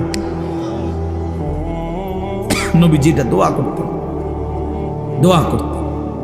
এজন্য আল্লাহর কাছে চাইতে হয় তৌফিক। আল্লাহুম্মা আইন্নি আলা যিকরিকা ওয়া শুকরিকা ওয়া হুসনি ইবাদাতি। আপনার ছেলেটা নামাজ পড়ে না চাচা, কয়দিন চাইছেন এটা? আল্লাহর কাছে চাইছেন কয়দিন? চোখের পানি ফেলছেন কয়দিন? অঝরে কাঁদছেন কয়দিন? ছেলের বিদেশের লাইগা কতজন হুজুরে কইছেন? ফুলার নামাজের লাইগা কয়জন হুজুরে কইছেন বলেন? দোতলার ছাদ ডালাই এটা কইছেন কতজনের? রে ভাই দোয়া করো, দোতলার ছাদ ডালাই খাস একটা দোয়া করো। কিতা খাস দোয়া? কিতা আবার চার ডালার মধ্যে আবার খাস দোয়া কি মানে যাতে করে এমন ভাবে ডালাই হয়, ডালার লগে যেন নিচের দিকে ছাদ দিয়ে হয়ে যায়। খাস দোয়া নাই, এটা একেবারে জাঁতা দিয়ে যেন এটা নিচের দিকে যায় না, এটা যেন ডাইবে যায় আর কি। শক্তর সাফে এমন শক্ত যেন হয় যেন এটা সাফের লগে ডাইবে যায়। দুনিয়া দুনিয়া নিয়ে এই পরিমাণ দোয়া চাইলেন, আখেরাতের দোয়া কই চাইলেন? কয়দিন বলছেন হুজুর দোয়া করেন বিবি যেন পর্দানসীন হয়, ছেলেটা যেন নামাজি হয়, মেয়েটা যেন চরিত্রবান হয়, ছেলের বউ যেন নেককার হয়, নাতি নাতনি যেন কোরআন পড়নেওয়ালা হয়। কয়দিন বলছেন? আখেরাত চাইলেন কয়দিন? দুনিয়া চাইলেন কয়দিন? কয়দিন চাইলেন? এজন্য ইনসাফের সাথে ভাববেন। তো আল্লাহ তাআলা বলেন, ইয়া আইয়ুহাল্লাযীনা আমানু কুতিবা আলাইকুমুস সিয়াম, বান্দা আমি ফরজ করেছি, এটা আমার ফরজ, রমজান রোজা তোমাদের উপরে ফরজ করা হলো। কামা কুতিবা আলাল্লাযীনা মিন ক্বাবলিকুম, আল্লাহ বলেন ঘাবড়াইও না বান্দা, পারবা। হঠাৎ করে লাভ দিয়ে উঠতো না যে আমি 8টার থেকে 9টা বাজতেই নাস্তা দেরি হলে আমার মাথা গরম হয়ে যায় হুজুর, আমি পারতাম না। আল্লাহ বলে না, পারবা। তোমাদের পূর্বেও সমস্ত ইমানদার বান্দাকে আমি আল্লাহ এই রোজা ফরজ করেছিলাম, তারা যেহেতু পারছে তুমিও পারবা। এবার আল্লাহকে বললাম, আল্লাহ যদি বলেন, আল্লাহ বলতেছেন যদি বলেন আল্লাহ হঠাৎ করে আমার উপোস, এই যে 11 মাস কি সুন্দর খাওয়াইলেন পড়াইলেন, হঠাৎ করে আমার খানা পানি, আমার হালাল স্ত্রীর সাথে আমার সম্পর্ক বন্ধ করে দিলেন কেন একটা লম্বা সময়? আল্লাহ বলেন, বান্দা অভাবের কারণে না, আমার ভান্ডারে কমে গেছে এই জন্য না, বরং লাআল্লাকুম তাত্তাকুন, আমি আল্লাহ এই রোজার মাধ্যমে, রমজানের মাধ্যমে 1 মাসেই আমি আল্লাহ ওয়াদা দিচ্ছি তোমাকে মুত্তাকি বানাবো, আর 1 মাসের মুত্তাকি হলেই 1 মাসেই জান্নাতি বানায়। 1 মাসে মুত্তাকি, 1 মাসে জান্নাত। লাআল্লাকুম তাত্তাকুন, এই 4টা কথা এখানে, মোট 4টা কথা। আমার আর অল্প একটু সময় দেন। এই 4টা কথা এখানে। 1, হে ঈমানদারগণ। 2, তোমাদের উপরে রোজা ফরজ করা হলো। 3, তোমাদের পূর্ববর্তীদের উপরেও ফরজ করা হয়েছিল। 4, তোমাদেরকে মুত্তাকি বানানো হবে। কয়টা কথা হইল? এই 4টা কথার 4টা সামান্য একটু ব্যাখ্যা বলি। 1 নাম্বার হলো ইয়া আইয়ুহাল্লাযীনা আমানু, হে ঈমানদারগণ। প্রিয় ভাই আমার নওজোয়ান, এই কথাটা ইনসাফের সাথে 1টা মিনিট শুধু শুনেন। এই শব্দটা কোরআনুল কারীমের মধ্যে 89 বার আছে। 89, 8, 9।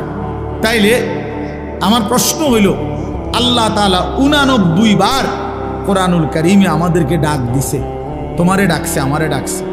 আলাদা আলাদা চিন্তা করলে এখানে আমরা যারা বসছি আমাদের প্রত্যেককে ডাকছে, ডাকছে কি না? হে ঈমানদার, হে ঈমানদারগণ, হে ঈমানদারগণ। 89 বার ডাকছে, 89 বার। 89 বার ডেকে কখনো বলছে নামাজ পড়তে, কখনো বলছে রোজা রাখতে, কখনো বলছে হজ করতে, কখনো বলছে গুনাহ ছেড়ে দিতে, কখনো বলছে আল্লাহ তাআলার ইবাদত করতে। এইভাবে 89 বার কোরআনুল কারীমের মধ্যে বলছে। 23 বছর লাগাইয়া বলছে। 30 পারা কোরআনের মধ্যে বলছে। জিব্রাইলের মাধ্যমে পাঠিয়ে বলছে। প্রিয় নবী সাল্লাল্লাহু আলাইহি সাল্লামের কাছে নাজিল করে বলছে। কোরআন শরীফের একটা আয়াত আছে, আয়াতে আল্লাহ জিজ্ঞেস করছে আমাদেরকে, ফাবি আইয়ি হাদিসিম বাদাহু ইউমিনুন। এই প্রশ্নের উত্তর আপনারা দিবেন এখন। আল্লাহ বলছে, বান্দা এই যে আমি মনে করো এক একটা কথা 89 বার বললাম, 80 বার, 82 বার আমি আল্লাহ নামাজের কথা বললাম। 23 বছর আমি কোরআন নাজিল করলাম। 30 পারা কোরআন নাজিল করলাম। আমি আল্লাহ আমার রাসূলের কাছে নাজিল করলাম, শ্রেষ্ঠ ফেরেশতা দিয়ে নাজিল করলাম।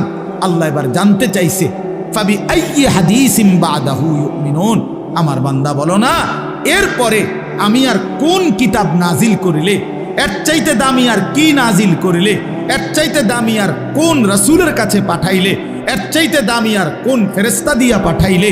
23 বছর বলার পরে আর কত বছর বললে? 30 পারা কোরআন নাজিল করার পরে আর কত পারা নাজিল করলে? 89 বার বলার পরে আর কতবার বললে?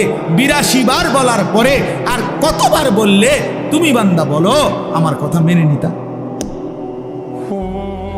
আল্লাহ জানতে চাইছে। কোরআন শরীফের আয়াত, ফাবি আইয়ি হাদিস,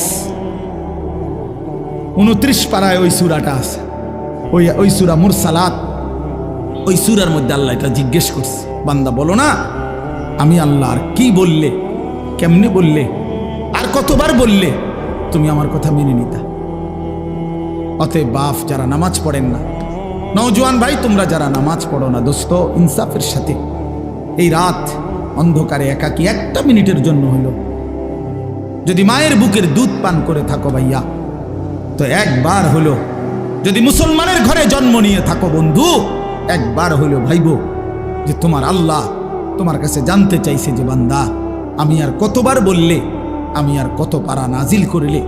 আমি 23 বছর বলে গেলাম, 23 বছর বলার পরও যেহেতু হয় নাই, তুমি বলে দাও বান্দা আমি আল্লাহ আর কতবার বললে, কত বছর বললে তুমি আমাকে মেনে নিতে, আমার কথাগুলো মেনে নিতে।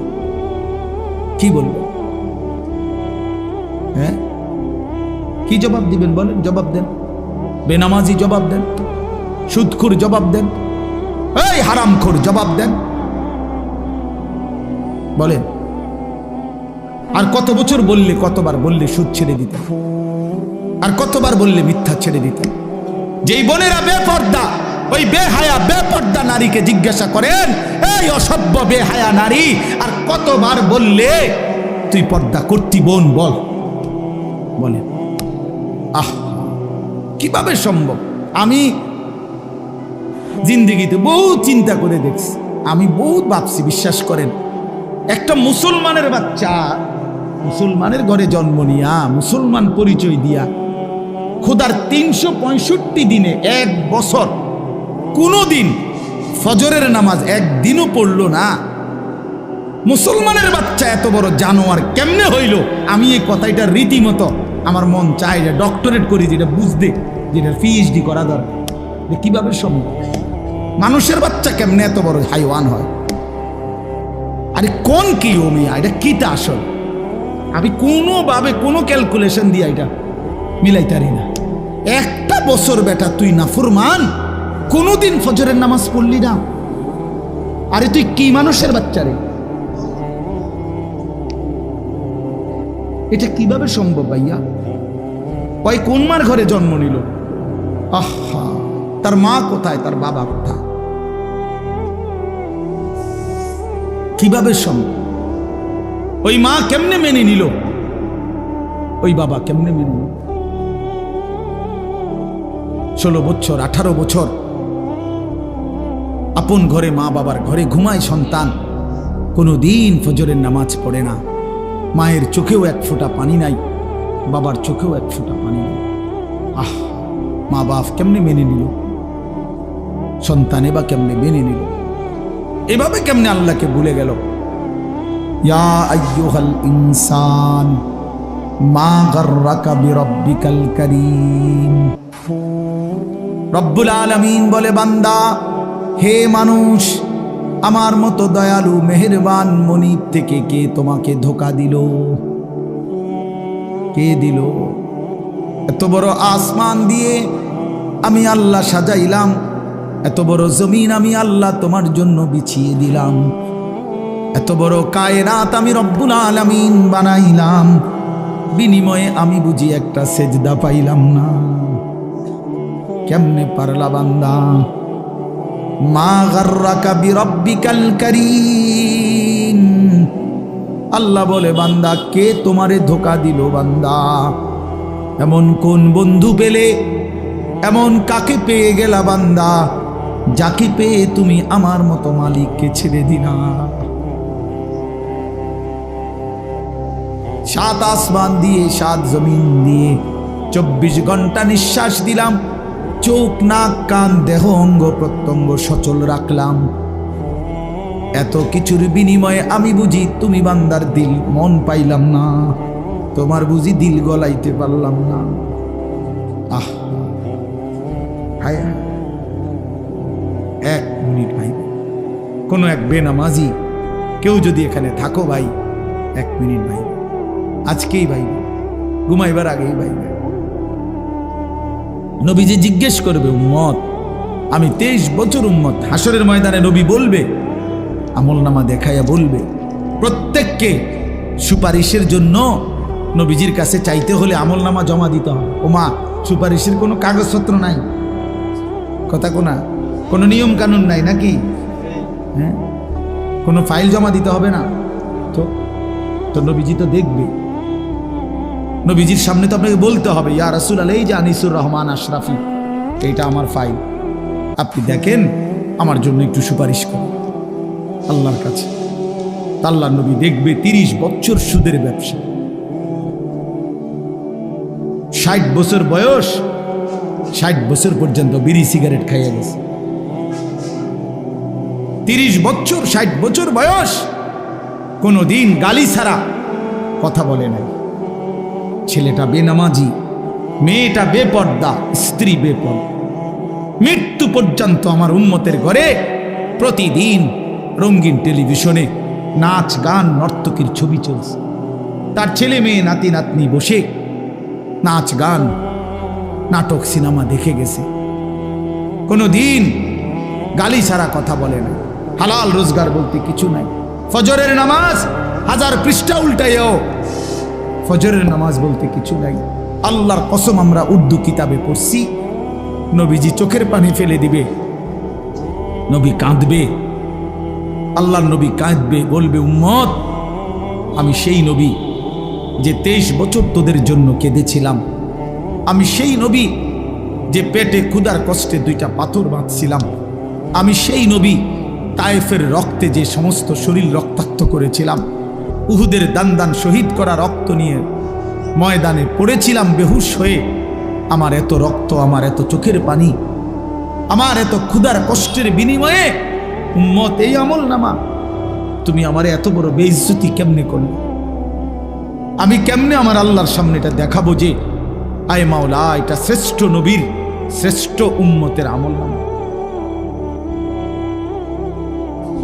বলো, কোন বাপ যদি 8 বছর ছেলেটাকে ইউনিভার্সিটিতে পড়ায়, তো গরিব বাপ তার ছেলেটাকে মনে করেন ভিটা মাটি বসত সব বেচ্চা, নিজে না খাইয়া ছেলেটার 1 লাখ লাখ টাকা পড়ালেখার খরচ দিছে।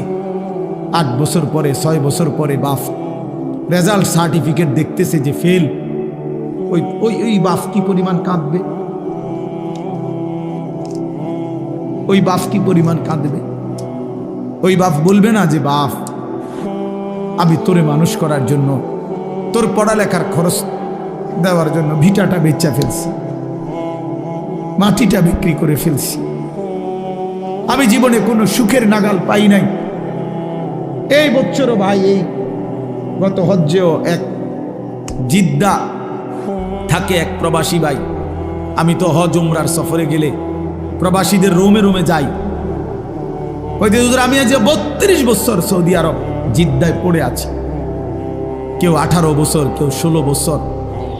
জীবনের এই সুখের সময়টা যারা কাটাইছে বিদেশের জমিনে, যৌবনের পুরাটা টাইম শেষ করে দিছে বাপ।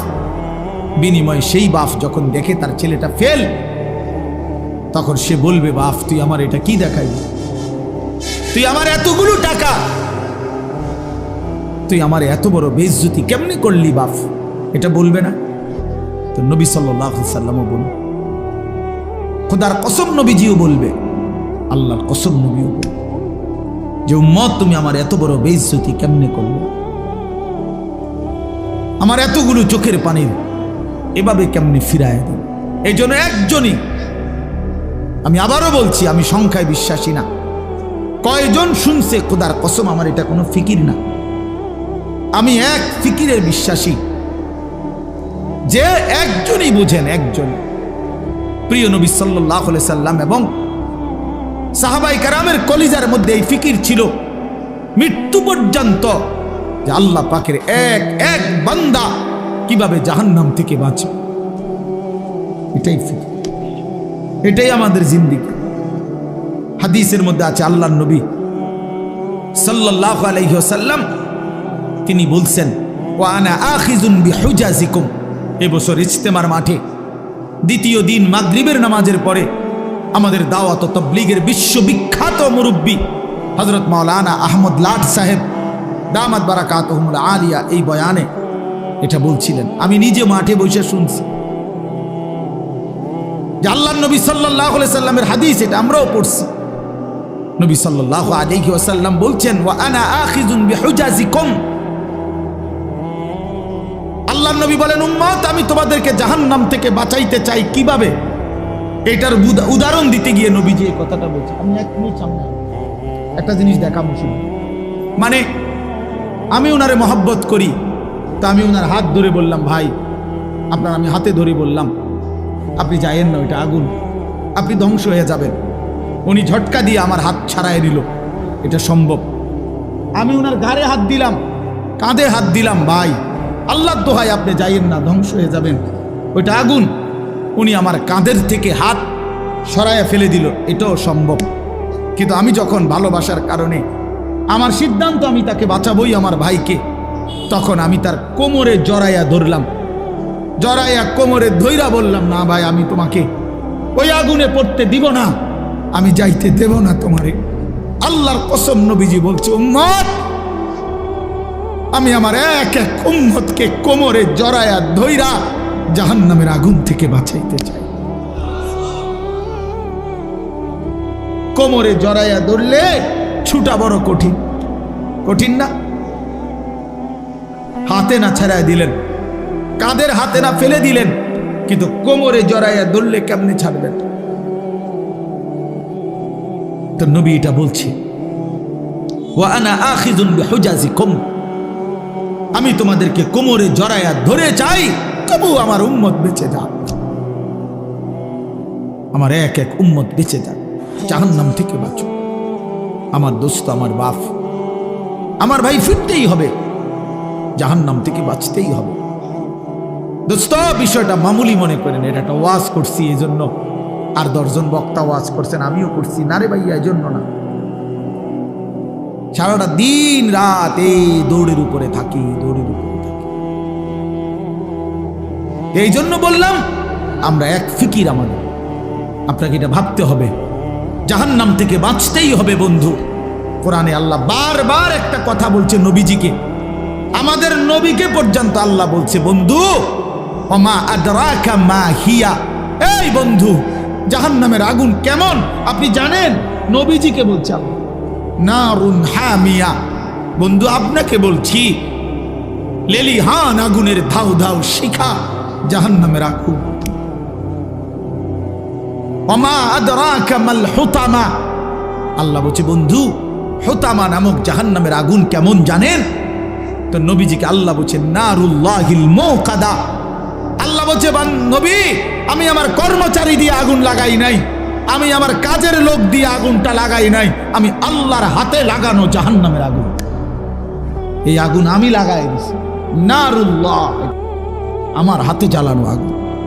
আল্লাতী তাত্তালিউ আলাল আফইদা, আল্লাহ বলে বন্ধু জাহান্নামের আগুনের প্রথম ফোঁটা, প্রথম স্পর্শ যখন জাহান্নামের আগুনের লাগবে, ছুঁইবে, সাথে সাথে নাফরমানের পুরা দেহ, ভিতরের সমস্ত অঙ্গ প্রত্যঙ্গ, কলজা সুদ্ধা একই মুহূর্তে জ্বালাইয়া ফেলবে।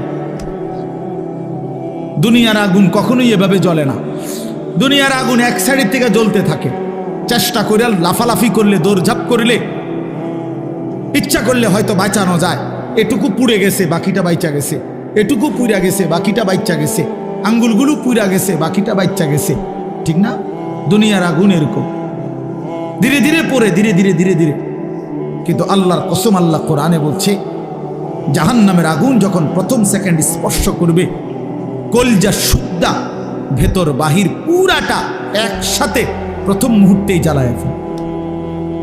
লাভ দিবেন, দৌড়াবেন না, ইন্নাহা আলাইহিম মুসাদা ফি আমাদিম মুমাদ্দাদা, আল্লাহ বলেন আগে জাহান্নামের মোটা খুঁটিতে বান দেওয়া হবে, এরপরে আগুন জ্বালানো। হ্যাঁ, এটা কোরআন শরীফের আয়াত। খুযুহু ফাগুল্লু, আল্লাহ বলে ফেরেশতাদেরকে জাহান্নামীকে ধরো এবং বাঁধো, সুম্মাল জাহিমা সাল্লু, এরপরে লাথি দিয়া জাহান্নামে ছুঁড়ে মারো। কোরআন শরীফের আয়াত। খামখেয়ালি করেন না ছেলেরা, খামখেয়ালি করেন না। হ্যাঁ, একটা মোবাইল, একটা নারী, একটা ছবি, একটা উলঙ্গ দৃশ্য, দোস্ত, এটুকুতে এমন সুন্দর জীবন নষ্ট করে দিও না। একটা মোটর সাইকেল দিয়া জিন্দিগি শেষ করে দিও না। মোটর সাইকেল একটা পাইলে কুত্তার মতো এটারে চালান, এমন জোরে ছাড়ে এটারে মনে হয় যেন কুকুরে কামড় দিছে, এই জন্য এটা এত জোরে ছাড়ছে। আশ্চর্য, এটা কি ব্যারাম? এটার কোনো যুক্তি তো থাকতে হবে, বলেন, একটা যুক্তি তো থাকা চাই। তুমি এত জোরে ছাড়লা, তুমি তো একটু পরে কাবার্ডের সাথে, লরির সাথে একটা ধাক্কা খাইয়া তোমার মাথা ফাইটা যাবে, তোমার পাওটা ভাঙিয়ে যাবে, এইটাও বোঝেন। আর যদি বলে যে এত জোরে চালাইছি মানুষে যাতে দেখে, তো মানুষে বা দেখবো কেমনে? দেখতে দেখতে তো তুমি নিমসা। মা কথা বোঝেন না। আমি মনে করেন মাত্র পজিশন নিলাম যে আমি সামু হেতের মোটর সাইকেলটা, হেতে তো গেছে গা চান্দিরা, তা আমি কেমনে দৌড়াবো তোমার ভিসি ভিসিটা চাইতাম বললে তোমার এই কারবারটা? তো এটা সাহেকে একটা বিকৃত মস্তিষ্ক ছাড়া, অসুস্থ মানসিকতা ছাড়া আর কিচ্ছু না। হ্যাঁ, আওয়াজ, এটার আওয়াজ, এটা চ্যালেঞ্জার 5, এটা খুইলা, এটা একেবারে বিভৎস। মানে ইচ্ছা করে এত বড় শব্দটাকে যার পছন্দ হয়, আমার নিশ্চিত তার সিরা গেছে, তার মাথার তার অন্য কেউ সিরা লাইছে, এটা নিশ্চিত, কোনো সন্দেহ নেই, কোনো সন্দেহ, কোনো সন্দেহ, হ্যাঁ, কোনো সন্দেহ নেই। এর জন্য হের মাথার তার সিরা লাইছে দেখে সে মোটর সাইকেলের তার সিরা লাইছে। হ্যাঁ, দোনোটা মাতাল। নাউজুবিল্লাহ, নাউজুবিল্লাহ। আল্লাহ পাক আমাদেরকে বিবেক দান করেন, ইনসাফ দান করেন। তো বলতেছিলাম, আল্লাহ তাআলা বলেন, হে ঈমানদার, আমি এই কথাটাই বলছি, এই এক শব্দ বললাম, আল্লাহ জানতে চাইছে, বান্দা বলো না, আমি আর কতবার বলতাম, আমি আর কতবার ডাকতাম, 89 বার ডাকলাম। সর্বশেষ কথা হইল, আল্লাহ বলে, বান্দা তোমার উপরে রোজা ফরজ করা হয়েছে, পূর্ববর্তীদের উপরেও ফরজ করা হয়েছে। এই শেষ কথা হলো উদ্দেশ্য কি? আল্লাহ বলছেন উদ্দেশ্য একটাই, লাআল্লাকুম তাত্তাকুন। আমি আল্লাহ তোমাকে জান্নাত দিতে চাই। আমি জান্নাত বানাইছি মুমিনের জন্য, আমি জান্নাত দিতে চাই। আর জান্নাত নিতে হলে আরেকটা জিনিস লাগবে, সেটা হলো তাকওয়া। আর এই রমজানের মাধ্যমে আমি আল্লাহ তোমাকে তাকওয়া অবশ্যই দান করব। এজন্য রমজান, মাহে রমজান আল্লাহ তাআলা নিজের হাতে সাজাইছেন, আল্লাহ নিজের হাতে সাজাইছেন। রমজান মানে ভিন্ন কিছু। ইমানদারের জন্য রমজান আলাদা, যার কলিজায় আখিরাত আছে, যে কবরের ফিকির করে, যে পরকালের ফিকির করে, খোদার কসম, তার রমজান ভিন্ন কিছু, তার রমজান ভিন্ন। আমরা কিতাবে পড়ছি আকাবির কা রমাদান, পূর্ববর্তী বুজুর্গদের রমজান কেমন ছিল, ওইখানে বহু বুজুর্গের জীবনীতে লিখছে, রমজান আসলে ওনার আশেপাশে আওয়াজ উঠতো, শায়েখের এখন রমজান, হজরতের এখন রমজান, উনি পৃথিবী থেকে আলাদা। ইমাম মালিক রাহমাতুল্লাহ আলাইহি মদিনার ইমাম ছিলেন, জগৎ বিখ্যাত ইমাম ছিলেন। রমজান আসলে সমস্ত দর্স তাদরিস, সমস্ত ফতুয়া মাসাইল সব বন্ধ করে দিয়ে শুধু আল্লাহর কোরআন তিলাওয়াত আর রমজানের বন্দিগির মধ্যে ডুবে যাইত। আমরা যে দাওয়াত ও তাবলীগের যে কিতাব তালিম হয় ফাজাইলে আমাল, এই কিতাবের যিনি লেখক শেখুল হাদিস হযরত মাওলানা জাকারিয়া রাহমাতুল্লাহ আলাইহি সারা পৃথিবীব্যাপী বুজুর্গ ছিলেন। 60 বছর আল্লাহর নবীর সাল্লাল্লাহু আলাইহি সাল্লামের হাদিস পড়াইছেন। 11 বছর যিনি নবীজির রওজা পাকে মদিনার মসজিদে নববীতে আল্লাহ রসুলের হাদিস পড়াইছেন। ওই এতের লগে হেতেরতে হইনা মনে করেন না, এটা একটা জেনতেন বই। হ্যাঁ, না না, উনি এই একটা বইয়ের লেখক না। এই উম্মতের জন্য এই হিন্দুস্তানের মধ্যে ইলমে হাদিসের ব্যাখ্যা এবং রাসূলুল্লাহ সাল্লাল্লাহু আলাইহি ওয়াসাল্লামের হাদিসের উপরে সবচেয়ে বেশি কিতাব যারা লিখছেন, তার মধ্যে অন্যতম প্রথম 3 জনের নামও যদি আসে, এর মধ্যে এই 3 জনের একজন হবে শেখুল হাদিস হযরত মাওলানা জাকারিয়া রাহমাতুল্লাহ আলাইহি। এই যিনি ফাজাইলে আমাল লিখছে। হ্যাঁ হ্যাঁ, এটা খামখেয়ালি কিতাব না, এটা আঙ্গাল কাঙ্গালে লিখছে না, আঙ্গাল কাঙ্গালে লিখছে না। এটা 60 বছর যিনি রাসূলুল্লাহ সাল্লাল্লাহু আলাইহি ওয়াসাল্লামের হাদিস পড়াইছে।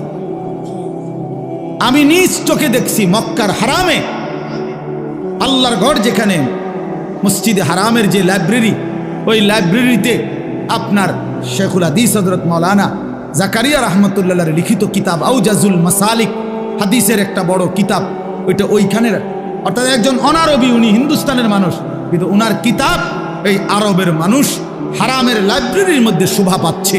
আরব ওলামায়ে কেরাম ওনার কিতাব মুতালা করে। আফ্রিকা, গোটা আফ্রিকায় অঞ্চলে লক্ষ মানুষ ওনার হাতে আল্লাহর দ্বীন পাইছে। সারা পৃথিবী জুড়ে ওনার অগণিত ভক্ত আছে। এই মানুষটা এত বেশি হাদিসের খেদমত করতেন, কিতাব লিখতেন, ফতুয়া দিতেন, মাসআলা বলতেন, একজন আল্লাহওয়ালা সাধক ছিলেন। সব কিছুর ব্যস্ততার পরেও রমজান আসতো, সাথে সাথে একেবারে দরজা বন্ধ করে একাকী আল্লাহর ইবাদতে ডুবে যাইত। আমরা কিতাবে পড়ছি ওই সময় উনার এলাকার যে সাহারানপুরের রেল স্টেশনের কুলি পর্যন্ত উনার কাছে কেউ যদি রমজানে আসতো দেখা করতে, ওই কুলিয়ে পর্যন্ত কইতো ইন্না লিল্লাহ। আপনি জানেন না শায়েখের এখন রমজান মাস, শায়েখের এখন রমজান মাস, কথা বুঝেন নাই? এই তো, তাহলে সবাই জানতো এটা।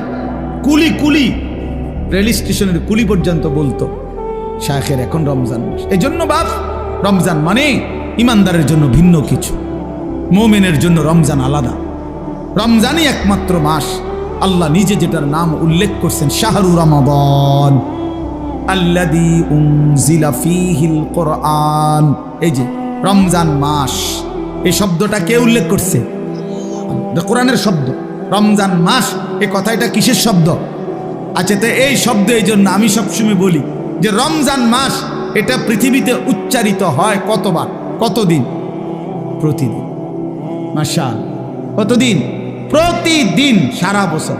কেমনে বুঝলেন? কারণ কোরআনুল কারীম সারা বছর প্রতিনিয়ত তেলাওয়াত হয়। কেউ এদিক দিয়া পড়তেছে, কেউ পিছন দিয়া, কেউ খতম করতেছে, কেউ সবক শেষ করতেছে, কেউ এই শব্দের সবক শুনাইতেছে। তার মানে শাহরু রমাদান, রমজান মাস, রমজান মাস, এই শব্দ আল্লাহর জমিনে সারা বছর উচ্চারিত হয়। কোনো না কোনো হাফেজে কোরআন, কোনো না কোনো কোরআনের তিলাওয়াতকারী পড়তেছে, তেলাওয়াত করতেছে, এই শব্দ বলতেছে, জমিনে উচ্চারণ হইতেছে, সারা জমিনে এটা উচ্চারিত। এই জন্য রমজান দামি মাস। রমজান আলাদা বাপ, রমজান আলাদা, রমজান মুমিনের জন্য আলাদা। আল্লাহ তাআলা নিজ হাতে রমজানকে সাজিয়েছেন। আল্লাহ বলছে রমজান আমি সাজাইলাম। এই যে প্যান্ডেল আপনারা সাজাইছেন, রমজান আল্লাহ নিজে সাজাইছেন। আল্লাহ বলে বান্দা দেখো আমার সাজটা আমি সেট আপ করলাম, রমজান তুমি শুনো আমার কাছে। তো আল্লাহ নিজে বলতেছে বান্দা, এক নম্বরে বিগত 11 মাসের সমস্ত হুকুম আহকাম যথারীতি বহাল থাকবে। যেটা যেমনে আছে, যেটা হালাল এখনো হালাল, যেটা হারাম এখনো হারাম, 5 ওয়াক্ত নামাজ সহ অন্যান্য বিধান এটাও চলমান। এক, অতিরিক্ত আরো কিছু ইবাদত দিলাম। এক, পুরা 1 মাস রোজা, পুরা মাস ইফতার, পুরা মাস সাহরি, পুরা মাস 20 রাকাত তারাবি। তাহলে এই সবগুলো নতুন ইবাদত, মানে রমজান উপলক্ষে নতুন সংযোজন, ঠিক কিনা বলেন? ব্যবসায়ী সিজনে অতিরিক্ত মাল উঠায়। এখন কাপড় ব্যবসায়ীরা গিয়া দেখেন 40 লাখ 50 লাখ টাকার মাল আরো অতিরিক্ত উঠাইছে, কারণ তার এখন সিজন, তার এখন কি সিজন। তা আল্লাহ তাআলা বলে বান্দা রমজান আমার ও অসংখ্য অগণিত বান্দাকে জাহান্নাম থেকে মাফ করার সিজন। রমজান আমার জান্নাত দেওয়ার সিজন। এই জন্য আমি আরো আলাদা ইবাদত উঠাইলাম। এক, রোজা উঠাইলাম, নতুন ইবাদত। ইফতার এটাও ইবাদত, সাহারি এটাও ইবাদত, 20 রাকাত তারাবি এটাও ইবাদত। রমজানের শেষ দশকে আরো ইবাদত উঠাইলাম, আরো মাল উঠাইলাম আমি। রমজানের শেষ দশক এতেকাফ, আল্লাহর ঘরের বিধান, এতেকাফ করা এটাও ইবাদত। রমজানের শেষ দশকের বেজর রাত্রিতে সবে কদরের তালাশ এটাও ইবাদত। বলেন আলহামদুলিল্লাহ। তাহলে আল্লাহ তাআলা 6টা বড় বড় নতুন ইবাদত দিছেন রমজানে। 1 নাম্বার রোজা, 2 ইফতার, 3 সাহরি, 4 20 রাকাত তারাবি, 5 এতেকাফ, 6 শবে কদর। কয়টা হইলো? এই 6টা নতুন ইবাদত। এবার আল্লাহকে যদি বলেন আল্লাহ ইবাদত আগেরটির লগে আরো নতুন দিছেন বাড়াইয়া, নেকির কি অবস্থা, নেকি দিবেন কেমন? আল্লাহ বলতো সেটাও শোনো, আমি আল্লাহ আমার রাসূলের মাধ্যমে শুনাইছি একটা নফল ইবাদত ফরজের সমান, একটা ফরজ 70টা ফরজের সমান। হ্যাঁ, এরপরে একজন রোজাদারকে ইফতার করাইবা 3টা পুরস্কার, গুনাহ মাফ, গুনাহ মাফ, জাহান্নাম থেকে মুক্তি, রোজাদারের সমপরিমাণ নেকি। নেকি বাহিরটা কেমনে সাজাইলাম? আল্লাহ বলে বাহিরটা সাজাইলাম হলো এই, জান্নাতের দরজা খুলে দিলাম, জাহান্নামের দরজা বন্ধ করে দিলাম, সব শয়তান এবং দুষ্ট জিন শেকলে বন্দি করে দিলাম, সব দিক বন্ধ কইরা 8 গাট বাইন্দা, দুয়ার খোলা শুধু একটা, সব দিক ক্লিয়ার, এদিক কোনো আন্দিয়া বাইরিবার জায়গা নাই, দরজা শুধু এইটা দিয়া ঢুকবা, এটা দিয়া বাহির হইবা। আল্লাহ যেন বলছে পুরা মাস আমি আল্লাহ নেকিও বাড়ায় দিলাম, ইবাদতও বাড়ায় দিলাম, জাহান্নামের দরজা বন্ধ করলাম, শয়তানকে বন্দি করলাম, জান্নাতের দরজা খোলা রাখলাম। এবার পুরা রমজান যেখান দিয়া রওনা দাও, কুমিল্লা থেকে, চিটাগাং থেকে, খুলনা থেকে, সিলেট থেকে, বাংলাদেশ থেকে, লন্ডন থেকে, ইউরোপ থেকে, আমেরিকা থেকে, সৌদি আরব থেকে, বাহরাইন থেকে, যেখান থেকেই আমার রমজানে রওনা দিবা, আমার বন্দিগি, আমার হুকুম মানবা, গুনাহ ছেড়ে দিবা, আমার ইবাদত করবা, মাস শেষে একটাই দরজা মিলবে, সেটা শুধুই জান্নাত, শুধুই জান্নাত, শুধুই জান্নাত। 30 দিনের মাথায়, 29 দিনের মাথায় সব ইমানদার জান্নাতে ঢুকবে, কারণ দরজা তো খোলাই শুধু জান্নাতে। বুঝেন নাই কথা? লাআল্লাকুম তাত্তাকুন, এজন্য রব্বুল আলামিন বলছে আমি মুত্তাকি বানিয়ে দেব। অতএব বাপ কদর করে, কদর করে, কদর করে, আল্লাহ বলছে মুত্তাকি বানিয়ে দেব। হ্যাঁ হ্যাঁ, বিদেশের জন্য আপনার ফ্লাইটের জন্য 2টা জিনিস দরকার, একটা পাসপোর্ট, একটা ভিসা। এই যে আমার পাসপোর্টও হয়েছে, ভিসাও হয়েছে, আমার ফ্লাইট সোমবারে, উমরার ফ্লাইট 24 তারিখ। তো এখানেও আল্লাহ তাআলা বলছে ইয়া আইয়ুহাল্লাযীনা আমানু, হে ঈমানদার, আমি তোমার ঈমানের পাসপোর্ট নিলাম। 30 দিন কথা মতো চলবা, অথবা 29 দিন, 31 দিন লাগবে না, 30 দিনের মাথায় ঈমানের পাসপোর্টে আমি আল্লাহ তাকওয়ার ভিসা লাগায় দেব, ঈদের দিন ফ্লাইটে উঠে দেব। যা, ঈদের দিন জান্নাতের ফ্লাইট। ফ্লাইট কোন দিন? ভিসা লাগবে কয় দিনে? 30 দিন, অথবা 29 দিন, 31 দিন, 31 দিন নেব না, 30 দিনে ভিসা, 29 দিনে ভিসা। এই জন্য আমরা রমজানকে কদর করব তো ইনশাআল্লাহ। সর্বশেষ অনুরোধ হইল আল্লাহর ওয়াস্তে নিজের মা বোন, নিজের স্ত্রী কন্যাকে এত বড় শ্রেষ্ঠতম রমজানে আল্লাহ রহমত দিতে চায়, মাগফিরাত দিতে চায়, জাহান্নাম থেকে নাজাত দেয়, আল্লাহ 70 গুণ নেকির পরিমাণ বাড়ায়া দেয়। বাপ, এই অবস্থায় যে মুসলমান, যে ইমানদার নারী মুসলিম পরিচয় দিয়ে বাজারে বাজারে, মার্কেটে মার্কেটে ঘুরে একজোড়া জুতার জন্য, একটা শাড়ির জন্য, একটা গহনার জন্য, একটা 3 পিসের জন্য, আল্লাহর কসম আমার শায়েখ আল্লামা মুফতি মুশতাকুন নবী সাহেব হুজুর সব সময় বলে, হাই বোন, আহা মা বোন, হীরা মণি মুক্তা ছেড়ে এক মাটির দলা নিল। রমজানের এক এক মুহূর্ত ছিল তোমার জন্য হীরামণি মানিক, হীরামণি মুক্তা। তুমি এমন হীরামণি মুক্তা ছেড়ে দিয়ে তুমি মাটির ঢিলা নিলা, অর্থাৎ তুমি একজোড়া জুতা নিলা। তো আল্লাহ ডাকতেছে, আমার বান্দি শুনো, রহমত নাও, মাগফিরাত নাও, নাজাত নাও। নাফরমান এই বেহায়া বেপর্দা নারী বলতেছে, আল্লাহ তোমার এটি তোমার কাছে রাখো, ইতান আমার লাগতো না, আমার দরকার জুতা, আমি জুতা কিনতে যাই, আমার দরকার 3 পিস, আমার দরকার শাড়ি গহনা। ইনসাফ না, এটা ইনসাফ না, এটা কখনোই ইনসাফ হইতে পারে না। এই পৃথিবীতে এই 1450 বছরের মধ্যে পৃথিবীর কোনো কিতাবে, গোটা পৃথিবীর কোনো আলেম, কোরআন সুন্নাহর কোথাও এই কথা নাই যে ঈদের দিন, রমজানের ঈদের দিন নতুন কাপড় ইনটেক, অর্থাৎ আজকেই প্রথম পরা শুরু করছে, এমন জুতা, এমন শাড়ি, এমন জামা, এমন প্যান্ট পরতে হবে। এমন কথা খোদার কসম পৃথিবীর কোনো কিতাবে নাই। আল্লাহও বলে নাই, রসুলও বলে নাই, কোনো উলামায়ে কেরাম বলে নাই। এটা দুশ্মনের বানানো, এটা দুশ্মনদের বানানো। এটা আজকে আমাদের কলিজায় ঢুকায় দিছে।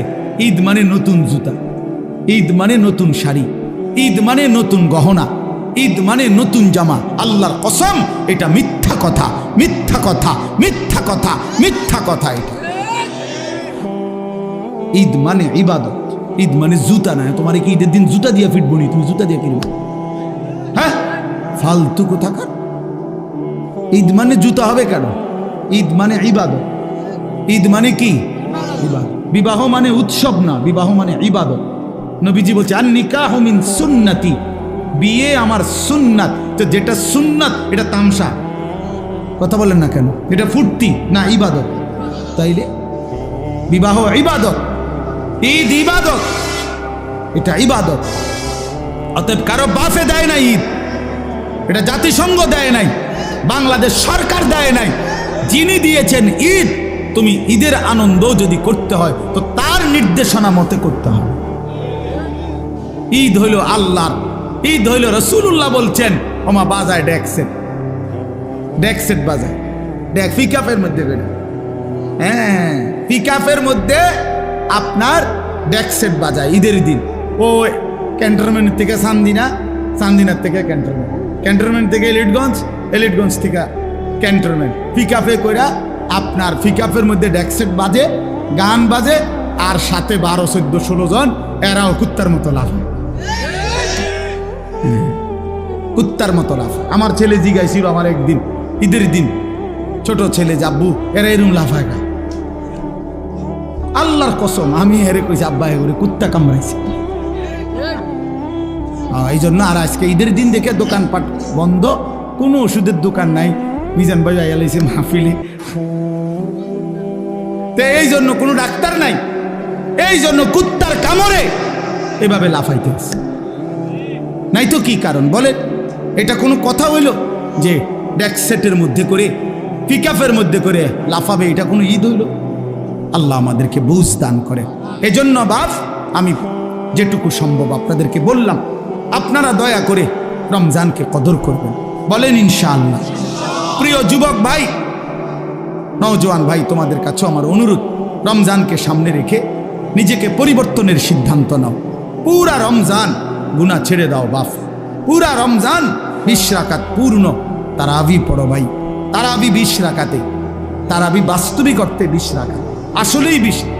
সর্বোচ্চ গবেষণা এবং 1450 বছরে আল্লাহর কসম, রব্বে কাবার কসম, উম্মতের সংখ্যাগরিষ্ঠ ওলামায়ে কেরামের সিদ্ধান্ত এটাই যে তারাবি 20 রাকাত। তারাবি 8 রাকাত না, 8 রাকাত তাহাজ্জুদ, 8 রাকাত তাহাজ্জুদের নামাজ, অর্থাৎ 20 রাকাত তারাবি প্রথম রাতে পড়ার পরে ইচ্ছে করলে ভোর রাত্রে আপনি আবার 8 রাকাত তাহাজ্জুদ পড়তে পারেন, কোনো অসুবিধা নেই। ওটা তাহাজ্জুদ পড়বেন। আবার রমজান মাসে তাহাজ্জুদ কি হয়ে যায় না, রহিত হয়ে যায় না। সারা বছরের মতো রমজানেও তাহাজ্জুদের হুকুম চলমান থাকে, এটা আলাদা হুকুম। আর তারাবি নতুন হুকুম, কথা বোঝেন নাই? এটা কি নতুন আমল। 20 রাকাতই তারাবি। কয় রাকাত বলেন? 20 রাকাতে। বই একটা জিনিস মনে রাখবেন, ওই যে আল্লাহ ওয়াদা দিছে রমজানেই আমি মুত্তাকি বানাবো, 1 মাসেই মুত্তাকি, 1 মাসেই জান্নাতি।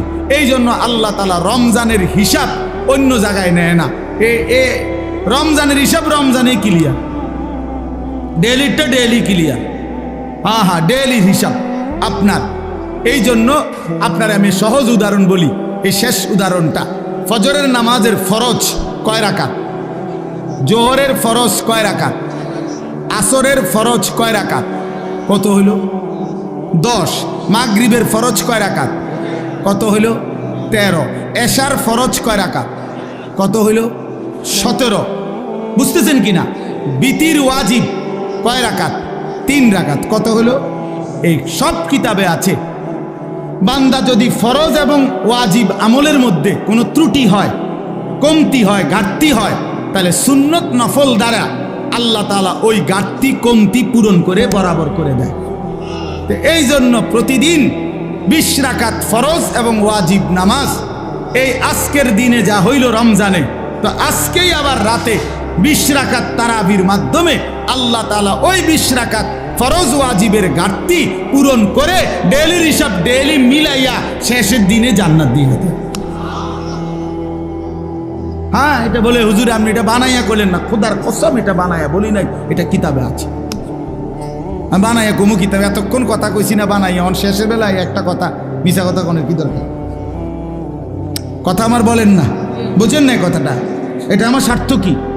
তারাবির নামাজ আপনারে 20 রাকাত পড়াইলে আমার স্বার্থ কি? আলগা বেনিফিট কি? এতে করে আমার 10টা টাকা আইব নাকি? তো এনে কি এর মধ্যে এনে বেনিফিট তো নাই আলাদা। তাই এই জন্য আমরা ইনশাআল্লাহ যুবক ভাই পূর্ণ 20 রাকাত তারাবি পড়বেন, বলেন ইনশাআল্লাহ। খতমে তারাবি, আল্লাহর কোরআনের খতম পড়ার চেষ্টা করবেন, বেশি বেশি জিকির তেলাওয়াত করবেন, এবং শেষ কথা হলো রমজান পর্যন্ত হায়াত চাইবেন। আল্লাহর কাছে বলেন যে আল্লাহ আর অল্প কয়টা দিন আপনি আমারে হায়াত ভিক্ষা দেন, রমজান পর্যন্ত পৌঁছিয়ে দেন। আল্লাহ তাআলা আমাদের সবাইকে তৌফিক দেন। আজকের এই বরকতময় মাহফিল আল্লাহ কবুল করে নেন, আমিন। আলহামদুলিল্লাহ রাব্বিল আলামিন। আল্লাহুম্মা আনতাস সালাম ওয়া মিনকাস সালাম, তাবারাকতা ইয়া যাল জালালি ওয়াল ইকরাম, ইয়া আরহামার রাহিমিন, ইয়া আরহামার রাহিমিন, ইয়া আরহামার রাহিমিন। রব্বানা যালামনা আনফুসানা ওয়া ইল্লাম তাগফির লানা ওয়া তারহামনা লানাকুনান্না মিনাল খাসিরিন। আয় আল্লাহ আপনি মাফ করে দেন, আয় আল্লাহ আপনি মাফ করে দেন, আয় আল্লাহ আপনি মাফ করে দেন। রাত অনেক গভীর মাওলা, আয় আল্লাহ আপনি মাফ করে দেন, মেহেরবান মাওলা আপনি মাফ করে দেন। আল্লাহ আযাব দিলে আপনার কোনো লাভ নাই, মাফ করে দিলে আপনার কোনো ক্ষতি নাই, মাফ করে দিলে আপনার কমবে না, মাফ না পেলে আমাদের উপায় থাকবে না। আয় আল্লাহ আপনি আমাদেরকে মাফ করে দেন। আল্লাহ জিন্দিগির সমস্ত নাফরমানি মাফ করে দেন। আয় আল্লাহ আগামী জিন্দিগি সুন্দর করে দেন, ঈমান আমলের দৌলত দান করেন, ইজ্জত আফিয়ত দান করেন, তাকওয়া তহারত দান করেন, হিম্মত ইস্তেকামত দান করেন, দ্বীনের উপরে থাকার চলার তৌফিক দান করেন, আখিরাতের ফিকির দান করেন, কবরের ভয় দান করেন, জাহান্নামের ভয় দান করেন, জান্নাতের আশা দান করেন। আয় আল্লাহ জিন্দিগি সুন্দর করে দেন, বাকিটা হায়াত কাজে লাগাবার তৌফিক দান করেন। সেজদাওয়ালা কপাল বানিয়ে দেন, কাঁদনেওয়ালা চোখ বানিয়ে দেন, জিকিরওয়ালা জবান বানিয়ে দেন, মোহাব্বতওয়ালা দিল বানিয়ে দেন, সুন্নাতওয়ালা বন্দিগিওয়ালা জীবন বানিয়ে দেন। আল্লাহ আপনি জিন্দিগি কাজে লাগাবার তৌফিক দান করেন। আল্লাহ আমাদের সকলকে কবুল আর মঞ্জুর করেন। মাওলা আমার কিশোর যুবক ভাইগুলোকে নামাজি বানিয়ে দেন, চরিত্রবান বানিয়ে দেন। বাবা চাচা মুরব্বীদেরকে আরও বেশি নেক আমলের তৌফিক দান করেন। ওলামায়ে কেরামকে হায়াত দারাজ করেন। সমস্ত কবরবাসীদেরকে মাফ করে দেন। কিয়ামত পর্যন্ত কবরের আযাব মাফ করে দেন। কবরগুলোকে জান্নাতের টুকরা বানিয়ে দেন। আপনার নূরে রহমত দ্বারা ভরপুর করে দেন। আল্লাহ প্রত্যেকেই আমরা স্বজন হারা, মা বাপ আত্মীয় স্বজন কতজনকে হারিয়েছি। আল্লাহ প্রত্যেকটা কবরবাসীকে মাফ করে দেন। আল্লাহ কিয়ামত পর্যন্ত মাফ করে দেন। আল্লাহ অসুস্থ বিমারি যারা শিফায়ে কামেলা আজেলা দান করেন। প্রত্যেকের কামাই রুজিতে হালাল বরকত দান করেন। শহরে বন্দরে দেশে বিদেশে প্রবাসে যে যেখানে আছে সহি সালামতে নিরাপদে রাখেন। হালাল রোজগার করার তৌফিক দান করেন। প্রবাসী বাবা ভাইদেরকে ঈমান আমলের সাথে থাকার তৌফিক দান করেন। আল্লাহ আমাদের সকলকে কবুল আর মনসুর করে নেন। আয় আল্লাহ আমার দেশকে নিরাপদ করে দেন, আমার দেশকে নিরাপদ করে দেন, আমার দেশকে নিরাপদ করে দেন।